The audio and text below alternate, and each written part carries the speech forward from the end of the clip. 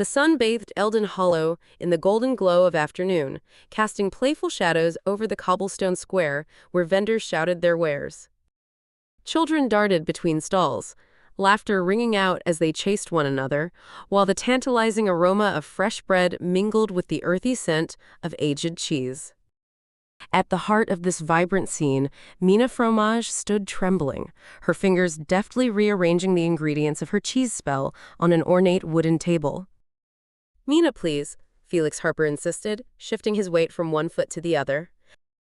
A restraining hand gripped the edge of the table. "You can't just pull at magic like that. Focus." "Focus, yes, but my cheese needs the right intention, Felix." Mina's voice carried a hint of desperation. Clenching her fists, she glanced at the spectators gathering around them, hunger and curiosity mingling in their eyes. "Your intention is to put on a show or end up on the town's mishap wall." Felix shot back, furrowing his brow. Behind him, children peered in with wide eyes, watching with the eager anticipation only innocent hearts can muster. Mina sighed, adjusting her glasses. "I know what you're thinking. I just want it to be perfect." "Perfect? Or a disaster?" "Because if you—" Before Felix could finish his sentence, Mina muttered an incantation under her breath, unwittingly triggering a wave of shimmering energy. Suddenly, the cheese wheels arranged neatly on her table began to tremble. "What did you do?" Felix yelped, eyes widening. The wheels rolled forward, clattering off the table and onto the ground. Mentally jabbing at her own impatience, Mina gasped and stepped forward, but the enchanted cheese took off like a herd of errant livestock. The nearest cheese wheel, a particularly hefty wheel of Gouda, barreled past a startled vendor, knocking over baskets of fruits. "Mina!" Felix shouted, making a futile attempt to catch one of the runaway wheels as it crested a hillock, the chaos growing round him. Then came the shriek. Mayor Penelope Gord, adorned in her formal robes, had just wandered into the scene, a radiant smile on her face until it faltered. The animated Gouda rolled directly toward her, and she made a last-ditch effort to leap out of the way. The wheel, however, had other plans, turning to center its trajectory squarely upon her. "Mina Fromage," the mayor declared mid-fall, "you're responsible for this." With a resounding thud against the side of the cheese vat, Mayor Gord flipped into its depths, spattering whey and curds in every direction. Gasps erupted from the crowd. "Mina!" Felix hollered again, his voice tangled with panic. "You have to do something." "Me? I just wanted to make cheese." She glanced sideways at the crowd, dread pooling at the bottom of her stomach. "Mina." Felix choked, disbelief mingling with urgency. "This is bad." Mina shot him a glare, finally feeling an ember of anger blooming within her. "Why are you worried about me? What about the mayor?" The hands of the townsfolk turned towards her, whispering, glances straying from the disheveled mayor emerging from the vat. Water dripped from Penelope's hair, mixing with the remnants of the once prized Gouda clinging to her, lending an absurdity to her indignation. "Mina," a boy in the front protested. "Do the spell again. Save her."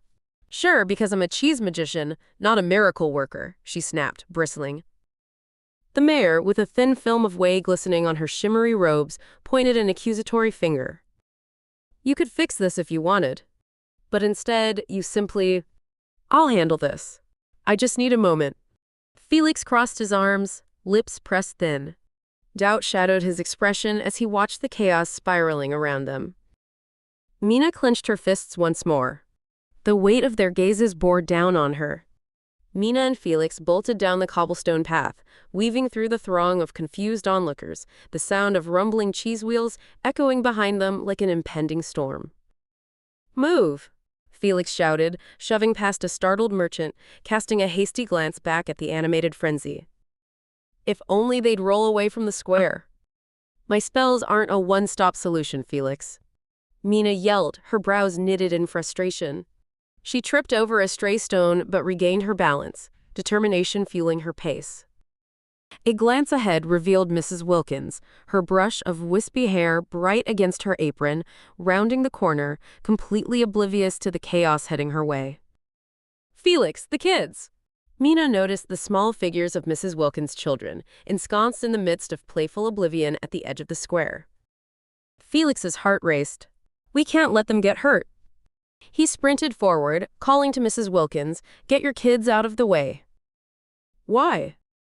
She began, only to be interrupted by the shriek of the children as they stumbled backward, eyes wide, watching a rogue cheddar wheel roll menacingly toward them. Incoming! Mina shouted as she skidded to a halt, summoning her magic surge, splashing a mitigated incantation forward. The wheel butted against an invisible barrier, wobbling precariously. Are you? Felix's voice was a blend of awe and alarm. You did it! Suddenly, another wheel barreled dangerously close, veering around them while Mina struggled to maintain the barrier. Mina, it's not enough, Felix shouted, panic bubbling within him, mirroring the rolling chaos. Just then, a thundering crash erupted from behind, a spineless force breaking through the barricade that Mina had attempted to cast. The towering blue cheese wheel, Roquefort Rex, charged forth, looming larger than life, its pungent aroma permeating the air. Oh no, not that! Felix's eyes went wide, twisting in place as the cheese bomb bore down on them. Get back! Mina glanced sideways at Felix, her heart racing. I can't hold them both. Do something, he shouted. The children cried out in fear, drawn to the whimsical danger like moths to a flame. What about the vat? Mina pondered aloud, her thoughts racing. If we can divert them. Mrs. Wilkins sheltered her children against her side, bewildered. Divert them where? They'll crush everything in sight. I don't know, Mina snapped, struggling to formulate a plan. Adrenaline coursed through her veins, the magic within stirring to life. Look, Felix pointed. We can herd them to the well. Stand still. Mina, we need a distraction, Felix said. What do you have on you? Nothing. Wait. She rummaged in her satchel, pulling out a small ball of aged smear cheese that she had planned to use for demonstration purposes. This'll have to do. Seriously? Felix's eyebrow arched. You're hoping cheese will work like cheese? It's worth a try. With those words, Mina hurled the ball of cheese toward the well. It splattered against the stone, oozing slowly toward the edge. The immediate draw of the sweet scent caught the attention of the nearby wheels. Like bullets, the cheddar wheels veered away from Mrs. Wilkins and her children, racing toward the tantalizing smear. Roquefort Rex, however, was not so easily distracted. It thundered forward, relentlessly pushing through the debris, unfazed. Mina, we need to move, Felix yelled, instinctively grasping her hand. Into the thick of it? She questioned, surprise chased away any lingering doubts. Mina pulled free, her voice hardening. No, we push it back and stop this now. With renewed determination, she stepped forward, bracing herself against the colossal wheel that threatened to engulf everything. Felix matched her resolve, steadily at her side. On 3, he urged, mustering his courage. 3 it is, Mina agreed, their worlds reduced to the confrontation ahead, the swarm of living cheese amplifying behind them. Before the first count could escape his lips, the ground shook beneath them and the chaos rolled ever closer.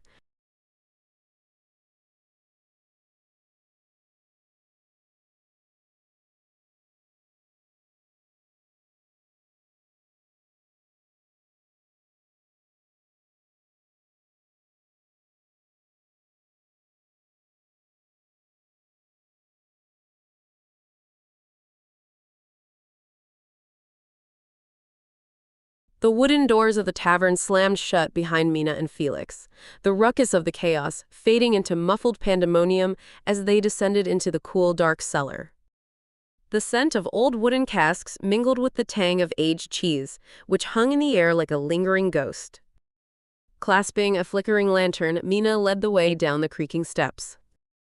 Why is it always cheese? Felix muttered under his breath, his gaze flicking nervously toward the darkness. Because it's cheese magic, Mina replied, her voice slightly muffled as they reached a small chamber separated from the main cellar. Shelves lined with jars heaped upon one another contained odd mixtures. The corner held a pile of mysterious cheese artifacts, repurposed into oddities of old. Welcome, young spellweavers. The ground trembled slightly as a stooped figure emerged from the shadows, a cloak of patched fabric sagging from his shoulders. Grano, the old cheese sage, surveyed them with yellowed eyes that seemed to twinkle with both wisdom and mischief. Mina instinctively stepped back, unsure of whether to greet him or cower. We need help. Help! Grana's voice dripped with amusement, making the corners of his mouth twitch. Help often arrives in strange manners. Is it cheese you seek to tame? More like reverse, Felix interjected, gripping the edge of a table, allowing the weight of urgency to seep into his words. We accidentally enchanted a lot of wheels of cheese, and now, well, it's chaos out there, and we need to undo it. Ah, the wheel of destiny spins upon unsuspecting spindles, Grano mused, pacing forward, fingers trailing over the jars. Do you know the history of cheese magic? Its power is bound to the desires of those who wield it. Can you just tell us how to reverse the spell? Mina asked, cutting through his riddles. The sage paused, lifting a jar delicately. To reverse, a counterspell must align with the cheese's enchantment. But have you thought on what you desire? What fuels the magic? What binds it? Felix opened his mouth, but before he could respond, the door creaked open abruptly. A figure silhouetted against the dim light. Mayor Penelope Gord, dripping cheese remnants from her robes, stormed into the cellar. Mina fromage, she bellowed, her voice ricocheting off the stone walls. You will answer for this. Mina and Felix exchanged furtive glances. Grano stepped back, eyes glinting with amusement. Now surely you don't mean to arrest a cheesemancer, he teased, nudging a few jars forward to block her path. And you are a cheese sage? Penelope shot back, eyes narrowing. Touché, Grano replied slowly, dipping his head in mock respect, but not your concern, dear mayor. I'm merely a humble curd whisperer beneath your town. Remove him, Penelope demanded, eyes flickering toward Mina. This is all your fault, young lady. Without my spell, the chaos wouldn't have happened, Mina shot back, every nerve in her body sparking with indignation. You tripped into the cheese vat. Can you take responsibility for your mess? The mayor sneered, advancing as if ready to physically corner her. Mina's heart raced. If I could undo the spell, I would. But it needs to be done carefully. Felix stepped forward, his hands raised. Mayor, they don't have to arrest anyone. It's all fixable if we're given a chance. A scoff escaped Penelope's lips. Fixable? You've turned my town square into a breeding ground for sentient dairy. What would you know of fixing things? You're a child playing with magic. Children often make the best magic, Grano chimed in. Perhaps let us consider pressing matters. How does one fix a wheel without acknowledging the mechanics that led it to roll? Mina clenched her fists, irritation combusting with fervor. We'll figure it out, she insisted, defiance dripping from her words. The cheese will stop rolling and the enchantment will be lifted. Penelope's glare darkened, her voice low, simmering with threat. What if I decided to have you both arrested right here? Is that what you'd like? We can't back down now, Felix muttered under his breath, glancing at Mina with an edge of determination. No, we need to get ahead of this, Mina whispered, keeping one eye on Grano. If we outsmart her, we could divert her attention long enough to prove she's wrong. Divert? Felix echoed, a spark igniting in his eyes. How do we? Grano! Mina nearly shouted. How can we contain this if the mayor is in our way? Perhaps, Grano said, tapping the jar in his hand, the truth and mischief intertwined could flourish a distraction. What cheese is closest to deceit? Felix rolled his eyes.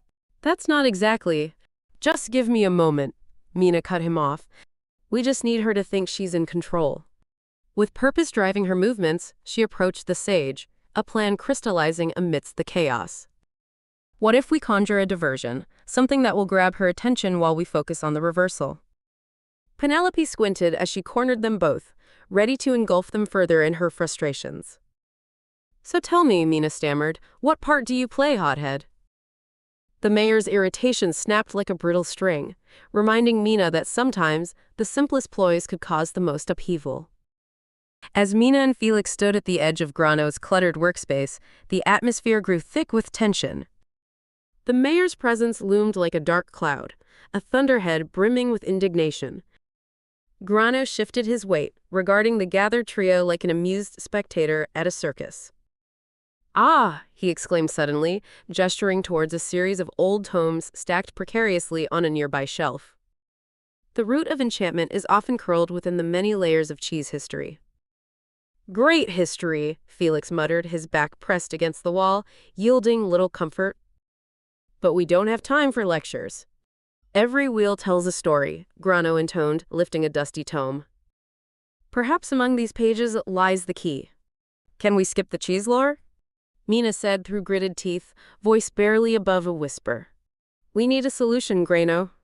Before he could respond, a sudden crash echoed through the cellar, making them all jump. The door swung open once more, and two oddly shaped figures tumbled through. Animated cheese creatures, a stout wheel of Gouda adorned with a makeshift helmet, and a regal-looking block of cheddar with a swirling cape. Gouda the brave, the stout wheel cried, pointing a cheese-corn spear at the mayor. We are here to restore balance. Cheddar the bold, announced the block, puffing out its square chest. You, who has turned our land into a mad cheese terror, shall be confronted. Felix's mouth hung open, disbelief written all over his face. Seriously? Animated cheese? What kind of nightmare are we? Silence, Cheddar snapped, raising a strong crescent cheddar arm. Your chaos summoned us, and thus you are bound in negotiation. This is just wonderful, Mina muttered, gripping Felix's shoulder as she observed the two cheese warriors, squinting her eyes as if to dare them to press forward.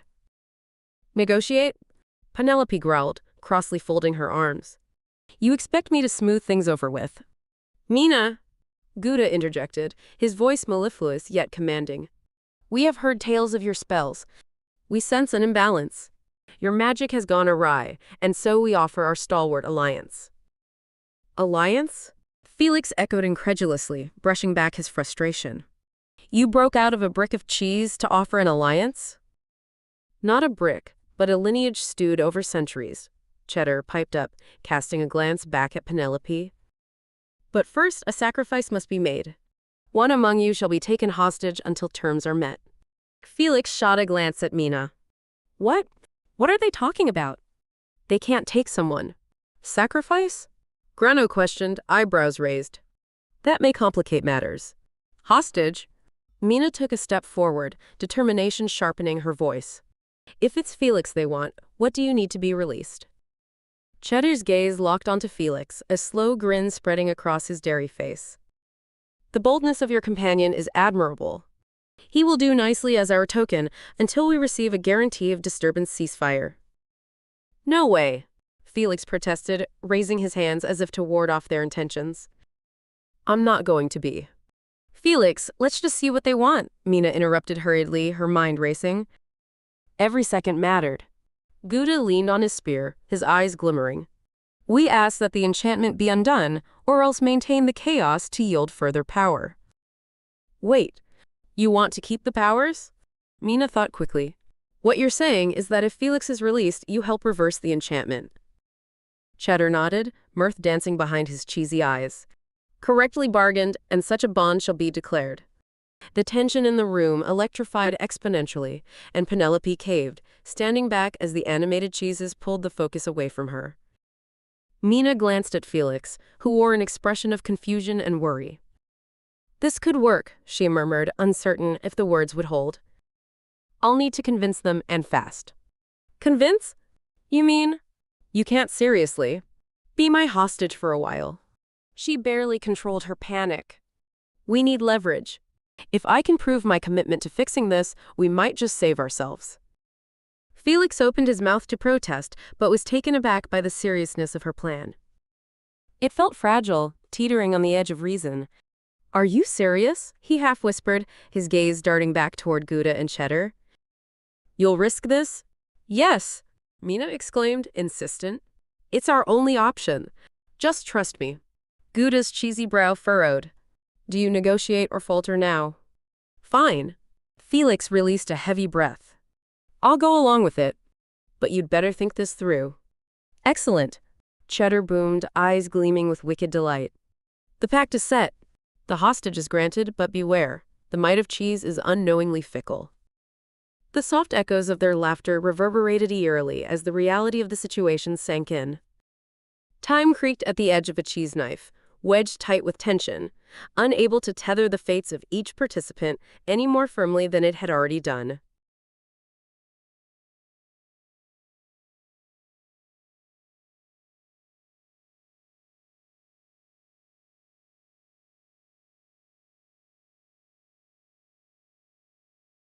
The air was thick with unease as Mina, Felix, Grano, Gouda, and Cheddar made their way through the narrow cobblestone paths leading to the graveyard of cheese mages, a haunting place where the spirits of long-lost cheeses lingered, infused with the noble essence of forgotten magic. The dim light from gravestones shaped like wedges illuminated only partway, giving the space an eerie ambiance. "Why do we really need to come here?" Felix muttered, his voice barely above a whisper.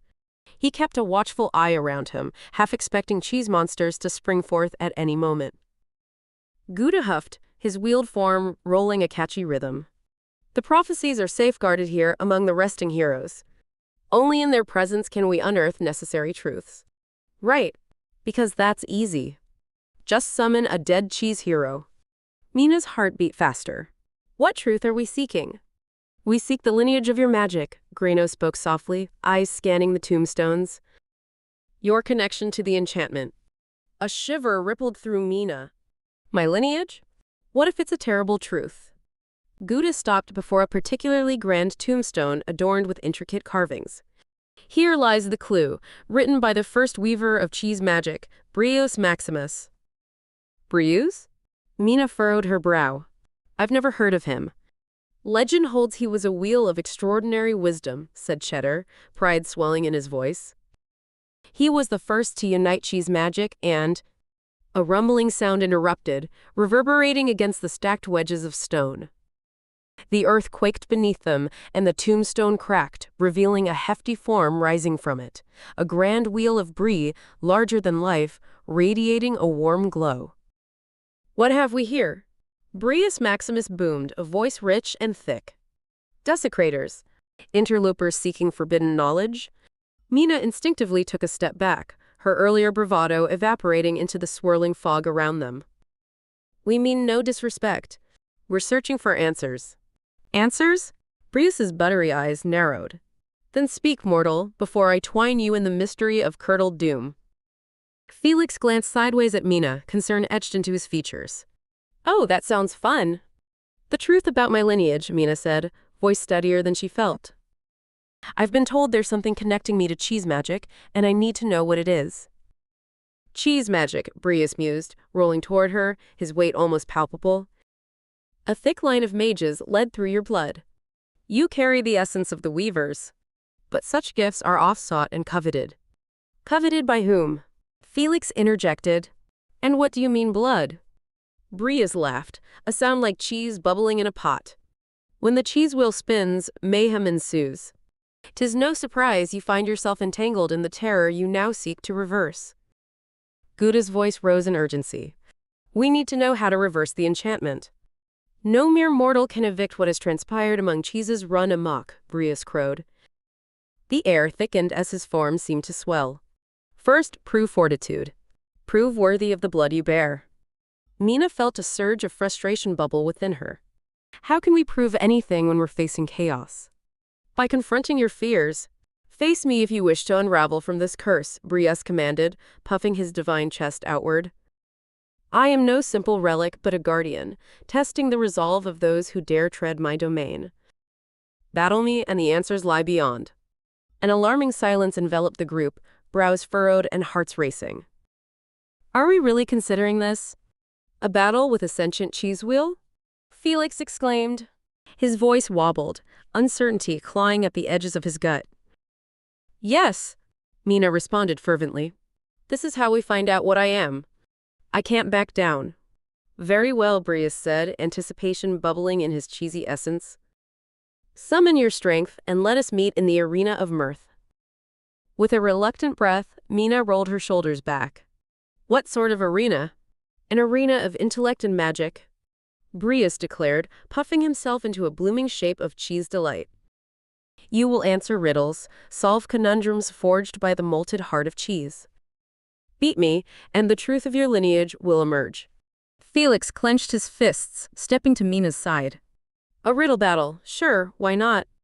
Grana stepped forward, moving his gnarled hands in steady circles. Riddles are not to be trifled with, child. Cheese is powerful in its symbology. Then let's start, Mina said, her voice steadying. We have no other choice, do we? Riddles they shall be. Brius's voice boomed, thick with laughter. Listen up, for I shall begin. What can stretch without breaking, roll without stopping, and is adored but is often lost in translation? Mina's mind raced, the weight of their fates hanging in the air like a ripe wheel of cheese ready to tumble. If I can answer, maybe I'll discover the truth hidden in the layers of my roots. As the riddle hung overhead like a pendulum, so did the realization of the power hidden deep within her veins. The ground of the cheese graveyard trembled, suspense thickening like melted mozzarella under the light of the embers closing in. As the sun dipped below the horizon, an orange glow swept over the town square, casting long shadows from the woolly forms of the animated cheeses. The air buzzed with anticipation as the townspeople gathered around the festival bonfire, oblivious to the brewing storm beneath the surface. Mina stood at the forefront, heart-pounding as she overlooked the assembly of Gouda, cheddar, and others, their glistening surfaces reflecting the flickering flames. Felix stood beside her, unease radiating from him as he watched the guards, notably Mayor Penelope, preparing to strike. We have to protect them, Mina said, her voice determined. If we want to overturn the enchantment, we need the townspeople to see the truth. And how do you plan to do that? Felix countered, glancing toward the mayor, who stood with a powerful glare, surveying the crowd as if they were mere pawns in a game she played best. By making them regard the enchanted cheeses not as monsters, but as allies. Mina said, bursting with confidence as she caught Brius's gaze among the animated cheeses. We'll show them what real magic can achieve. A deep rumble echoed from behind them, stirring the assembled cheeses. Brius Maximus, still radiant, stepped forward, tilting his great head toward Mina. You wield the essence that echoes through cheese history, young one. Rally them and let valor bloom in the face of darkness. Felix clenched his fists, allowing volatility to wash over him. And if the mayor won't listen, then we'll have to force her to. Mina called, adrenaline surging through her as she gathered the animated cheeses around her. Listen, we need to stand together and show them what we can do. The animated cheeses bobbed in agreement, their presence transforming as they gravitated closer, growing more tangible and fierce as allies forged through doubts. You think you can control such chaos? Penelope stormed forward, her guards forming a wall of tension behind her. You will only find yourself crushed under the weight of your foolishness. They're not chaos. They are part of this town. Mina shouted back, defiance igniting her words. And you have underestimated what they can become. The mayor raised her hand, gesturing for the guards to advance. You will rue this day, little girl. Before Mina could react, the guards surged forward, shields raised like iron fortresses. Gouda and cheddar rolled into position, brandishing makeshift weapons forged from their own forms. Fall back! Felix yelled, motioning as an animated wedge of blue cheese charged ahead, delivering a clever disruption. Stay behind the defenses. Mina! Brius called out, urgency in his voice. Magic thrives in balance, and it feeds on sacrifice. What do you mean? She shouted, glancing back at him. True magic demands exchange. Prepare yourself. Brius rumbled, and with that he unfurled his size, expanding until he loomed large over the conflict. Mina's heart raced. You can't just give yourself away. Isn't there another way? In magic, my dear, sacrifice is the heart of power, he bellowed, rolling forward to intercept the guards, shields crashing into his wheeled form. You must finish this, harnessing your strength. No, Mina cried, her heart panging with desperation as she saw the guards stumbling back from the force of Brius. The ground shook as he absorbed the blows aimed at him. We can work together. But it was too late. Brius encompassed their advance, glowing brightly until the world turned white with power. And then, darkness, silence, the weight of his absence pulsing through Mina like the loss of the very essence she sought. Feel the magic being drawn, Gouda exclaimed, trying to rally strength. Perhaps combined, we can draw back the enchantment's hold. Mina steadied herself, despair clenching tight within her as she faced the remnants of her fallen ally. This isn't over.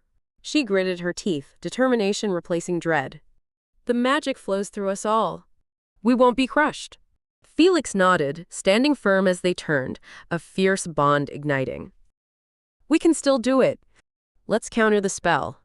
Gathering her inner strength, Mina beckoned the animated cheeses to surround her, focusing on the essence that coursed through the remnants of Brevis's sacrifice. Together, we will reverse the enchantment. As the guards faltered, the crowd began to take notice. The brilliance of the cheeses illuminated the night. The air thickened with energy, and the magic that Brevis had bestowed upon them surged, wrapping around the animated cheeses and melding with Mina's own resolve. We stand as one, she yelled, energy coalescing in colors beyond the spectrum, pulling from the walls of the festival and the townsfolk's gaze. We are bound together, the magic will return. With a deafening echo, the lights brightened, blurring the edges of reality, and beams shot outward, crashing into Penelope's forces. A pulse reverberated, washing over the guards who staggered back, witnessing the cheese's defiance. As the enchantment sunk into every corner of the square, a warmth enveloped them. The people around dropped their weapons, absorbing the vision of animated cheeses embracing their true purpose. And in that moment, Penelope's uncertainty cracked. What is this madness? This, Mina called confidently, is sacrifice, and it manifests in wholeness. Yet even in victory, the lingering absence of Brevis tugged at her. The essence of his magic lived on, but loss carved a wound in her heart. The festival, once nurturing chaos, now bore the marks of both sacrifice and strength, but Mina stood resolute, an ode to the magic of their bonds. Not without loss, but standing tall against the tides, they faced an uncertain future, teetering curdled uncertainty, yet still within reach of understanding and resolve. The end.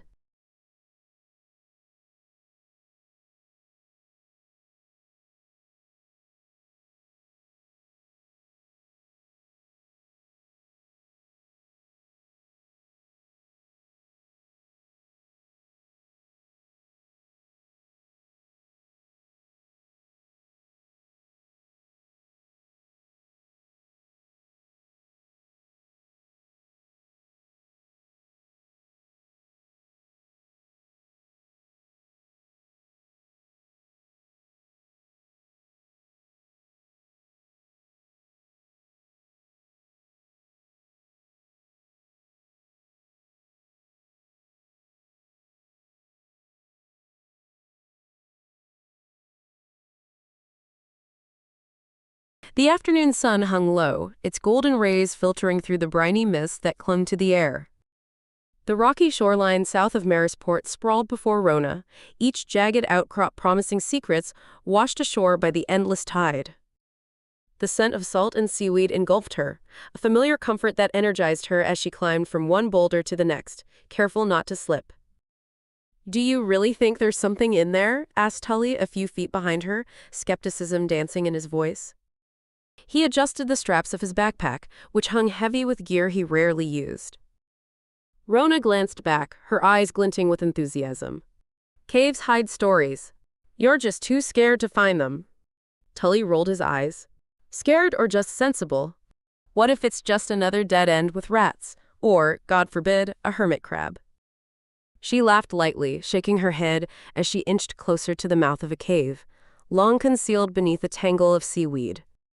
The entrance was narrow, almost reluctant to reveal itself, but curiosity drove her on. "There's something here, I can feel it." "Feel it?" He chuckled. "That's your gut instinct talking. It's not always right, you know." Ignoring him, Rona ducked into the cave, her hands brushing the damp walls. The air inside was cooler, sending a shiver down her spine. Flicking on her flashlight, she took in the patterns etched into the rock, faint but distinct, like whispers of ancient voices. Tully's voice echoed in the cavern behind her. You're going too far. I'm not sure this is a good idea. What if the tide? Pshaw! Rona turned to silence him, eyes wide with discovery. Her fingers traced the lines, feeling the cool, rugged surface pulse with an energy that resonated through her. Then, a low rumble reverberated through the cave, so powerful it made them stagger. Tully's eyes widened in panic. What was that? Rona, heart racing, felt the air shift as a shadow loomed at the cave's far end. An enormous shape emerged, scales glinting and a roar reverberating off the walls. The ground shook, and the light from Rona's flashlight into the creature's eyes flickered. Grantor, guardian of the secrets, shook the cave with fury. Run! Tully yelled, stumbling back toward the entrance, but Rona stood rooted, entranced by the ancient being now awakened. Wait! I have to see it. See what? Your doom? He grabbed her arm, yanking her backward as Grantor unleashed another roar, fury echoing in the darkness. Ron stood firm but shook, hunger for exploration clashing with rapidly rising fear. We can't leave yet. This is the moment. Forget the moment. Tully's grip on her tightened. We can't fight this thing. The cave shuddered with every roar, the seaweed at the entrance flailing in the rising wind. Rona wrested her arm free, eyes locked onto the primal power before her, while Tully stumbled backward, desperately seeking the exit. A final bellow from Grantor sent tremors through Rona's feet, and with each thundering pulse of sound, a piece of her resolve seemed to shatter. She stepped back, fire in her chest, and all at once, the awareness of everything she wanted collided with the harsh reality of the danger now swirling in the dark. Don't you see? We can't leave. No, we can't. Tully yelled, scrambling further from her, the cave's mouth in sight. The overwhelming instinct to uncover more clashed against the instinct to survive. The cave's walls appeared to close in, the mysteries of the ancient world suddenly feeling grim rather than divine. In that moment, each of their desires tangled, leaving them stranded in the throes of tempestuous chaos, teetering on the edge of a decision neither of them could make. In the dim light of the town hall, voices blended into a dull roar as townsfolk crowded around the long wooden benches, the air thick with tension. Mayor Oswald Hawk stood at the front, his broad shoulders squared, persistence written across his furrowed brow. He raised his hands for silence, but the murmurs persisted, an undercurrent of disbelief threaded through the crowd. Listen up! Oswald finally shouted, his voice slicing through the cacophony. We need order. Rumors of the sea monster on the coast have spread like wildfire. We need to prepare. From the back, a sharp voice cut in. Prepare how? With pitchforks and torches? You really think that will work? It was Meredith, the oddball historian, her dirt-streaked glasses reflecting the low light. Oswald frowned. We don't know what we're dealing with.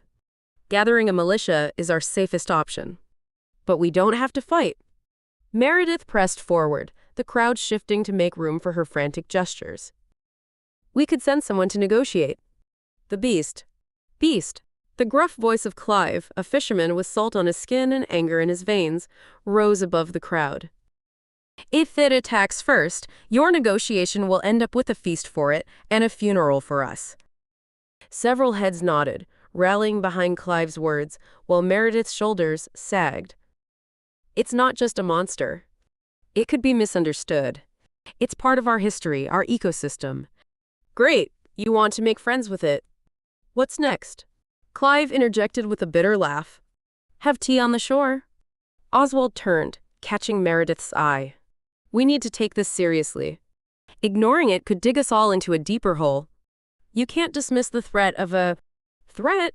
Meredith's voice cracked, the collective hostility twisting in her stomach. Have you even considered that the disturbance might be a warning? An ancient guardian awakened by the carvings. You have to listen. It's all hearsay, Clive shouted, pushing forward, disdain dancing in his eyes. This town can't afford to tiptoe around some fairy tale. The crowd surged, tense and palpable, the raw sting of disbelief igniting each voice. Whispers of fool, madwoman, floated through the air, but Meredith stood firm, unyielding in her claims. With each step toward the front, unfurling her passionate plea, she met their startled gazes. Do you believe I wanted this? I've spent years researching. It could mean more than just keeping us safe from a danger. So much more riding on this moment. We can learn, understand. Oswald glanced uneasily at her, a silent battle in his gaze. A glimmer of doubt. But Clive, undeterred, seized the moment. She's lost her senses. It's just the fear of the unknown. We can't. We'll come to regret it if we don't at least try.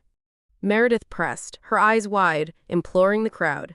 We could lose not only our homes, but an entire understanding of our history. Another wave of tension rippled through the town hall. Murmurs turned into talking points, chaos erupting as people exchanged jaded glances and not-so-subtle scoffs. Listen, Oswald shouted, attempting to regain control. This is a critical moment. I won't dismiss Meredith outright, but we also need to stabilize the town, prepare for the worst.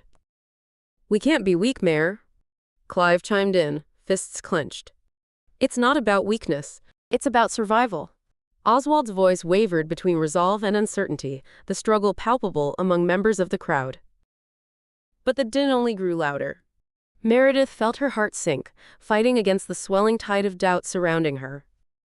Each rebuttal was a dagger, striking not just at her claims, but deep into the marrow of all she had believed they could accomplish together. As the arguments escalated, the room once charged with urgency became a battlefield of wills, the tension unraveling into a chaotic storm of words.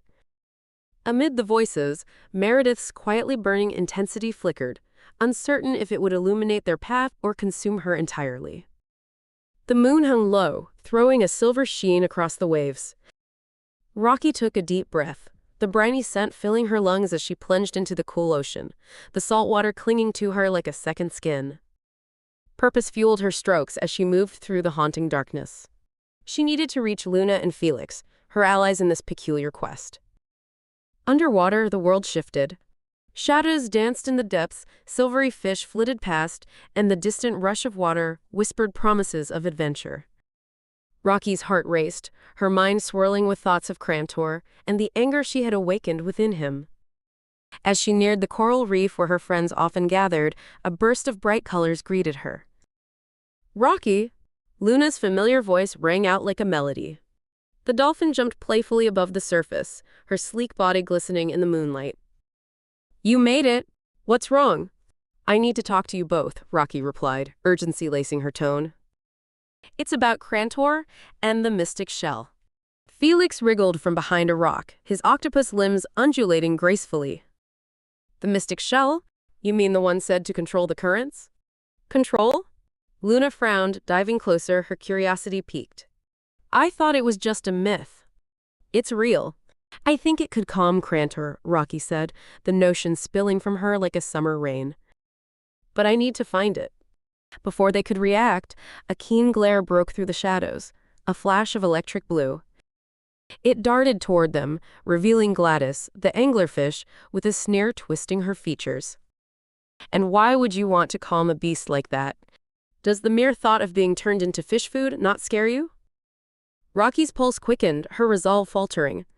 This isn't about fear. It's about understanding. Crantor might not be our enemy. Ha! You think he would listen to some beachcomber? Gladys taunted, eyes glinting like daggers. You're dreaming. You'll only make things worse. Luna glided closer to Rocky, trying to shield her from the biting skepticism of the anglerfish. Gladys, let's not jump to conclusions. Rocky believes this could work. Belief? That's quaint, Gladys scoffed, her shimmering form accused by the stillness of the water. But this will end badly for you, and us too. You might wake him again, you know. And I'll bet you'll run when the ink starts flying. Felix darted forward, his colors shifting with agitation. Gladys, really? We're trying to help our friend here. No one needs your negativity. You'd do well to heed my warning, she hissed, a thin smile creeping across her lips. This mess is your fault, darling. I will expose your foolish plans if you go through with this. Expose? You think anyone will listen to you? Rocky shot back, emboldened by Tully and Meredith's echoing disbelief less than an hour ago. You're just an anglerfish in a sea of uncertainty. All that glitters is not gold, Rocky. You don't know what lies beneath, Gladys snapped, the tension like an electric current swelling in the water. Rocky inhaled, poised between anxiety and determination. I must go. I can't ignore this, she declared, her voice rising against the tide. Crantor needs to know we're not a threat. With that, she turned, ready to plunge into the depths of the sea where shadows of her fears engulfed her. A glimmer of doubt tugged at her heart, but she had to try. Luna and Felix exchanged glances, filled with a mixture of concern and loyalty as they followed her, the weight of Gladys's skepticism looming behind them. Wait, Rocky, Luna called, breaking through the dark murmur of waves. Are you sure this is the right way? More than ever, Rocky replied, each stroke pulling her deeper into the unknown. The sound of the surf faded, consumed by her single drive to appease Crantor. The undertow flickered, but Rocky pressed on, determined, despite the voice in her mind whispering of dangers and doubts, hers and those of the creatures that lived beneath her. Each thought of the mystic shell coursed through her as she swam harder, igniting the urgency of a mission that teetered on the edge of calamity. The water darkened as Rocky, Luna, and Felix made their way toward the abyssal rift, a jagged crevice that split the ocean floor, filled with ancient secrets and lurking dangers. Schools of small fish darted around them, remnants of vibrant life peeking through the murky depths, but the sense of trepidation grew heavier with every fin stroke. Do you really think the mystic shell is down there? Felix said, his skin shifting from pale blue to a nervous shade of gray. It's a graveyard of sorts. If we get lost. Rocky ignored his unease, her focus unwavering. We have to try. It's the only chance we have to calm Crantor before it's too late. Luna swam close alongside her, keeping pace. What's scarier? The dark? The dolphin's playful tone attempted to lighten the mood, but the weight of their mission hung heavily in the water. As the trio approached the edge of the rift, the surroundings became otherworldly.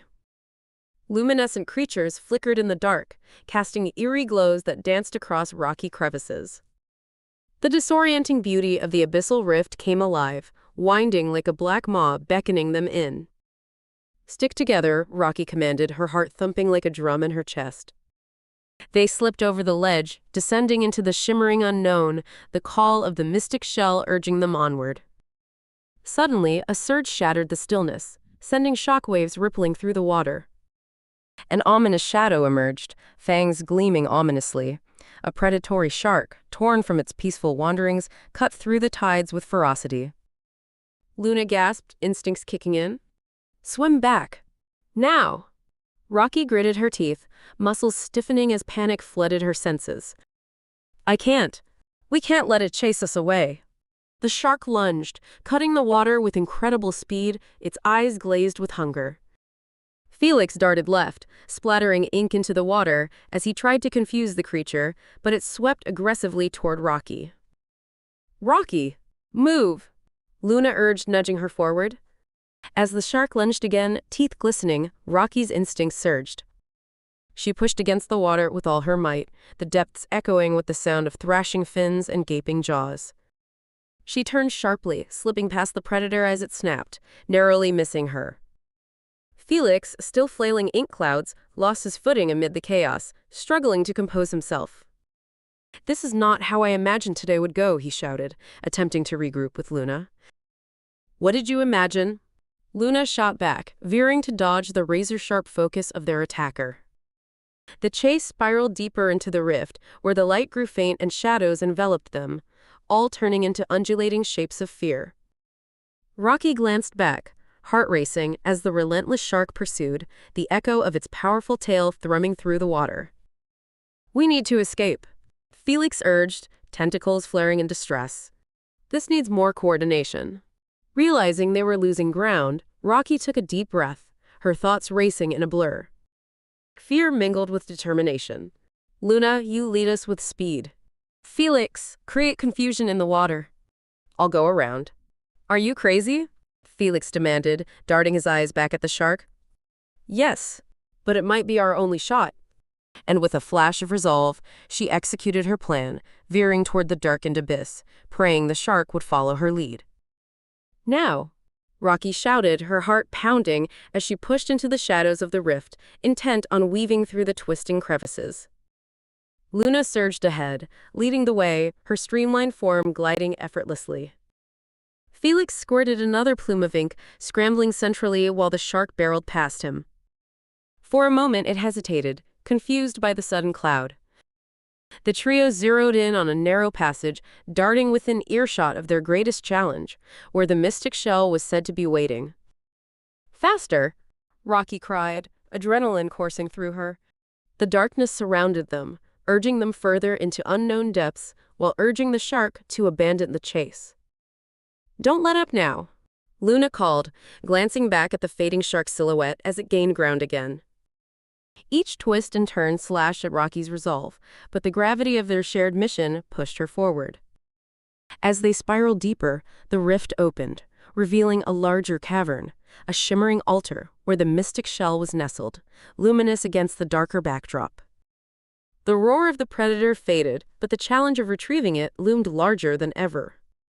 With Crantor as their focus, the weight of their mission lingered ominously, twisting against Rocky's resolve for answers in the depths below. The sun dipped low on the horizon, casting a blood-orange hue over the churning waters as Rocky emerged from the surf, the mystic shell cradled in her arms.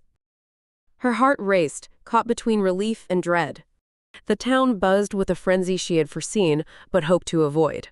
Villagers shouted, clutching makeshift weapons, their faces taut with fear and anticipation. The air thickened with tension, an electric undercurrent sweeping through the gathered crowd. "Rocky!" Luna called out, breaking free from the water's embrace, her sleek form glimmering in the waning light. "You made it, but they're preparing for a fight." "I know," Rocky yelled, scrambling up the beach. "But we don't need to battle Crantor. I have the mystic shell, I can calm him." As she reached the shore, the townsfolk turned, eyes flaring at the sight of the shell. Mayor Oswald stood at the forefront, his expression a mix of determination and disbelief. "What is that? Where's the beast? Are you here to trick us?" "Listen to me," Rocky shouted, sensing the mounting tension in the crowd. "The mystic shell has the power to communicate with Crantor. We don't have to fight. Communicate." Clive, his hands gripped tightly around a pitchfork, stepped forward, his skepticism etched in every line of his weathered face. "And what if your communication ends up with us as fish food?" "Enough of this nonsense." Gladys chimed in from the edge of the crowd, her predatory gaze fixed on the shell. "This is all outrageous. You think that thing will save us? It's just a shiny object." "Shiny or not, it's our only chance." Rocky's frustration echoed against the shouts of dissent. "I just fought through the abyssal rift to bring it back. If we just give it a chance." At that moment, a shudder rippled through the water. The ground beneath them trembled as an enormous figure surged to the surface, a dark mass breaking through the waves. Crantor, the fearsome leviathan, emerged in a tempest of thrashing fins, his eyes blazing with ire. A wave of panic unfurled among the townsfolk, screams and shouts spilling into the air. "Back! Everyone, back!" Oswald shouted, grasping a torch, his authority challenged, the panic fracturing his voice. "Prepare for battle. We're not going to let it take us out." Rocky's stomach plummeted as Crantor's massive form reached the surface, water cascading off him in a torrent. The great beast roared, a sound that shook the air, terror curling around the crowd like smoke. Clive raised his pitchfork, and the others followed suit, their faces set with fierce determination even as dread clawed at them. "Wait!" Rocky cried, desperation clawing at her throat. "You don't understand. He's angry, but he doesn't want to hurt us.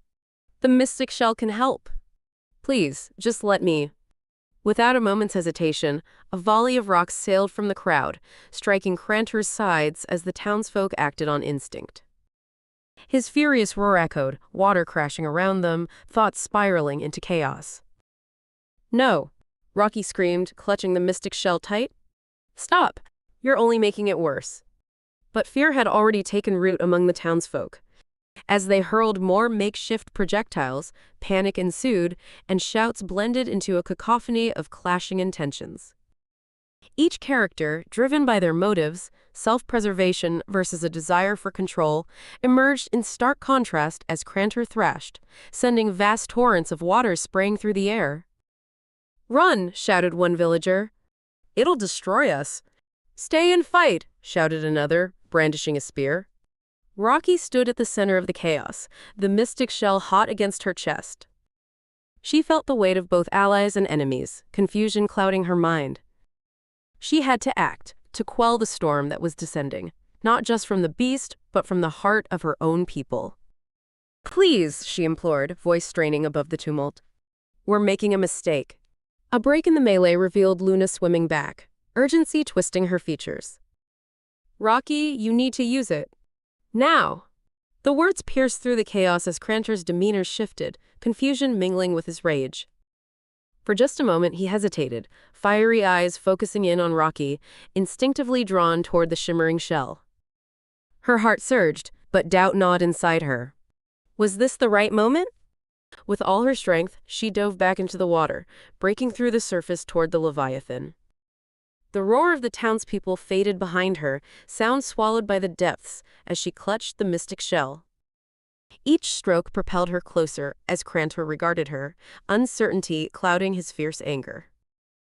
"Listen to me," she whispered, her voice barely breaching the water's surface. "I came to help."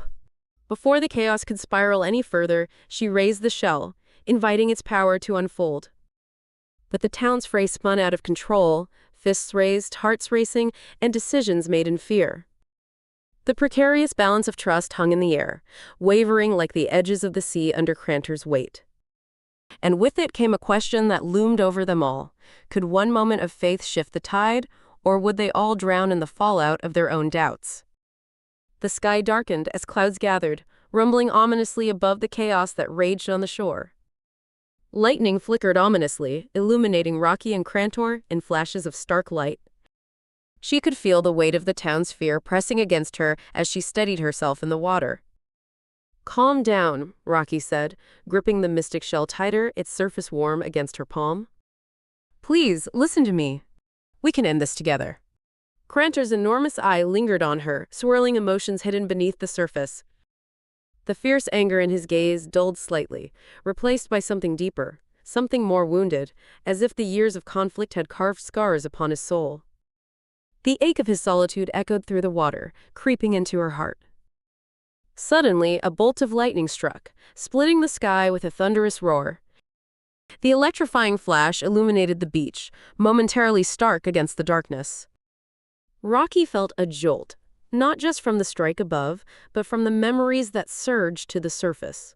Stories her family had whispered about the creature below, about ancestral ties embedded in conflict and grief.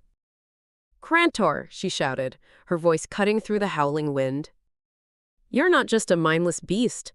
There's a history between us, a connection I never knew until now." Another flash erupted, and in that instant the townsfolk fell silent, their weapons lowering, gazes shifting toward the duo in the water. Rocky's revelation hung heavily in the air, drawing their attention, a thread binding them to the unfolding narrative. "What have you come to learn?" Crantor's voice rumbled, resonating through the water, deep as the ocean itself, each word a wave crashing over her. Rocky took a breath, pushing through the fear. "I'm here to understand, to break the cycle of revenge. My family, our history shapes what we are today, but it's time to rewrite that story. It's time to forgive." The townsfolk murmured anxiously, glancing at each other, the air thick with uncertainty. Clive's expression tightened as Rocky spoke, resentment still crackling around him. "How can we trust a monster?" His voice wavered. "Because we are not enemies," Rocky insisted. "We've been driven by fear and misunderstanding on both sides. Crantor knows my family. He's suffered the same isolation. We can heal together." A rumble of thunder echoed overhead, a fierce roar that rattled the shore. Crantor's gaze bore into her, and beneath the turbulence lay a glimmer of recognition. "Your family abandoned me," he said, resentment curling through his tone as he reacted. "You speak of forgiveness, yet the wounds run deep. You think I have forgotten? I didn't abandon you." Rocky pressed, desperation pulling at her voice. "I never knew you. The truth was hidden from me. We both deserve a chance at understanding. The sky crackled again, rain beginning to fall, drenching the tension-laden air. The townsfolk recoiled, still torn between battling Crantor and listening to Rocky's plea. Just then, Gladys broke through the crowd, her voice slicing through the storm. Wait, what if she's right? We don't know everything, and if your stories hold truth, then maybe, just maybe. A shared memory flickered amongst them, a whispered tale of hope buried beneath years of fear. A moment of clarity shifted through the townsfolk, eyes darting between Crantor's brooding form and Rocky's desperate plea for peace. What do you want? Crantor growled, his presence a tempest in a sea of indecision. To help you remember, Rocky said, raising the mystic shell with intent. Let it tell your side. Let it show the bond we've neglected. In that moment, the sky ignited with electric energy as she pressed the shell to her heart, its glow pulsating with warmth. A wave of light erupted around them, weaving through the storm, spiraling toward Crantor. The creature recoiled slightly, the impact of energy coursing around him, and as he stared into the shell's luminescence, images swirled, memories of a past long hidden. Rocky gasped as visions unfolded, the histories of her ancestors, serene and socializing with Crantor beneath the depths, celebrating unity instead of violence. The history unveiled like the waves cresting ashore. He wasn't just a monster, but a creature once revered, cast out of fear as her lineage unknowingly turned against him. No, Clive shouted from the shore, hands shaking in disbelief. This can't be. But as the light enveloped them, enveloping Rocky and Crantor in a surreal embrace, it called forth truths hidden away. Misunderstood anger morphing into a desperate need for connection, betrayal, and grief binding them. Crantor quivered, deep-set rage dissipating in the face of revelation. You carry their blood? He questioned, his tone softening slightly as understanding seeped through him. Then perhaps we are not so different after all. But even then, as the storm raged overhead, a flicker of uncertainty ignited between the townsfolk. What do we do now? They whispered amongst themselves, torn choices hanging like storm clouds above. Rocky turned back toward them, the shell still pulsating in her hands. We decide together. Not as enemies, but as beings shaped by our past. We can choose reconciliation or perpetuate a cycle that only brings sorrow. The winds howled, as heavy rain began to wash over them, relentless and fierce. And with uncertainty still lingering in the air, they stood at the precipice of their choices, an old tale reborn in tumult and opportunity, hinging on the fragile link forged through revelation and the bond of flesh and water. In that moment, the future glimmered before them, uncertain but ripe with promise. The end.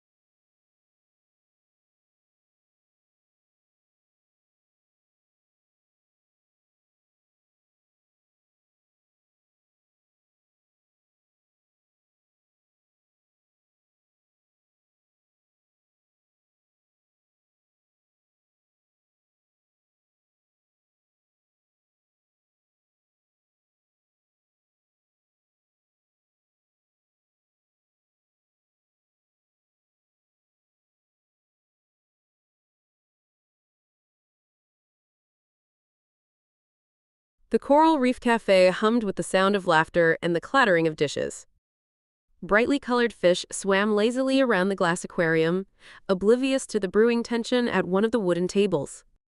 Nina Splash shuffled a deck of cards in front of her, the movements fluid and practiced, each flick accompanied by the murmurs from her friends, Lila and Braxton. Raise you 10, Nina said, not meeting their eyes. She reveled in the brief silence that followed. Going bold, are we? Lila teased, her hair a riot of seaweed green. What's next? An all-in? Guess I should, Nina replied, a smirk creeping onto her face.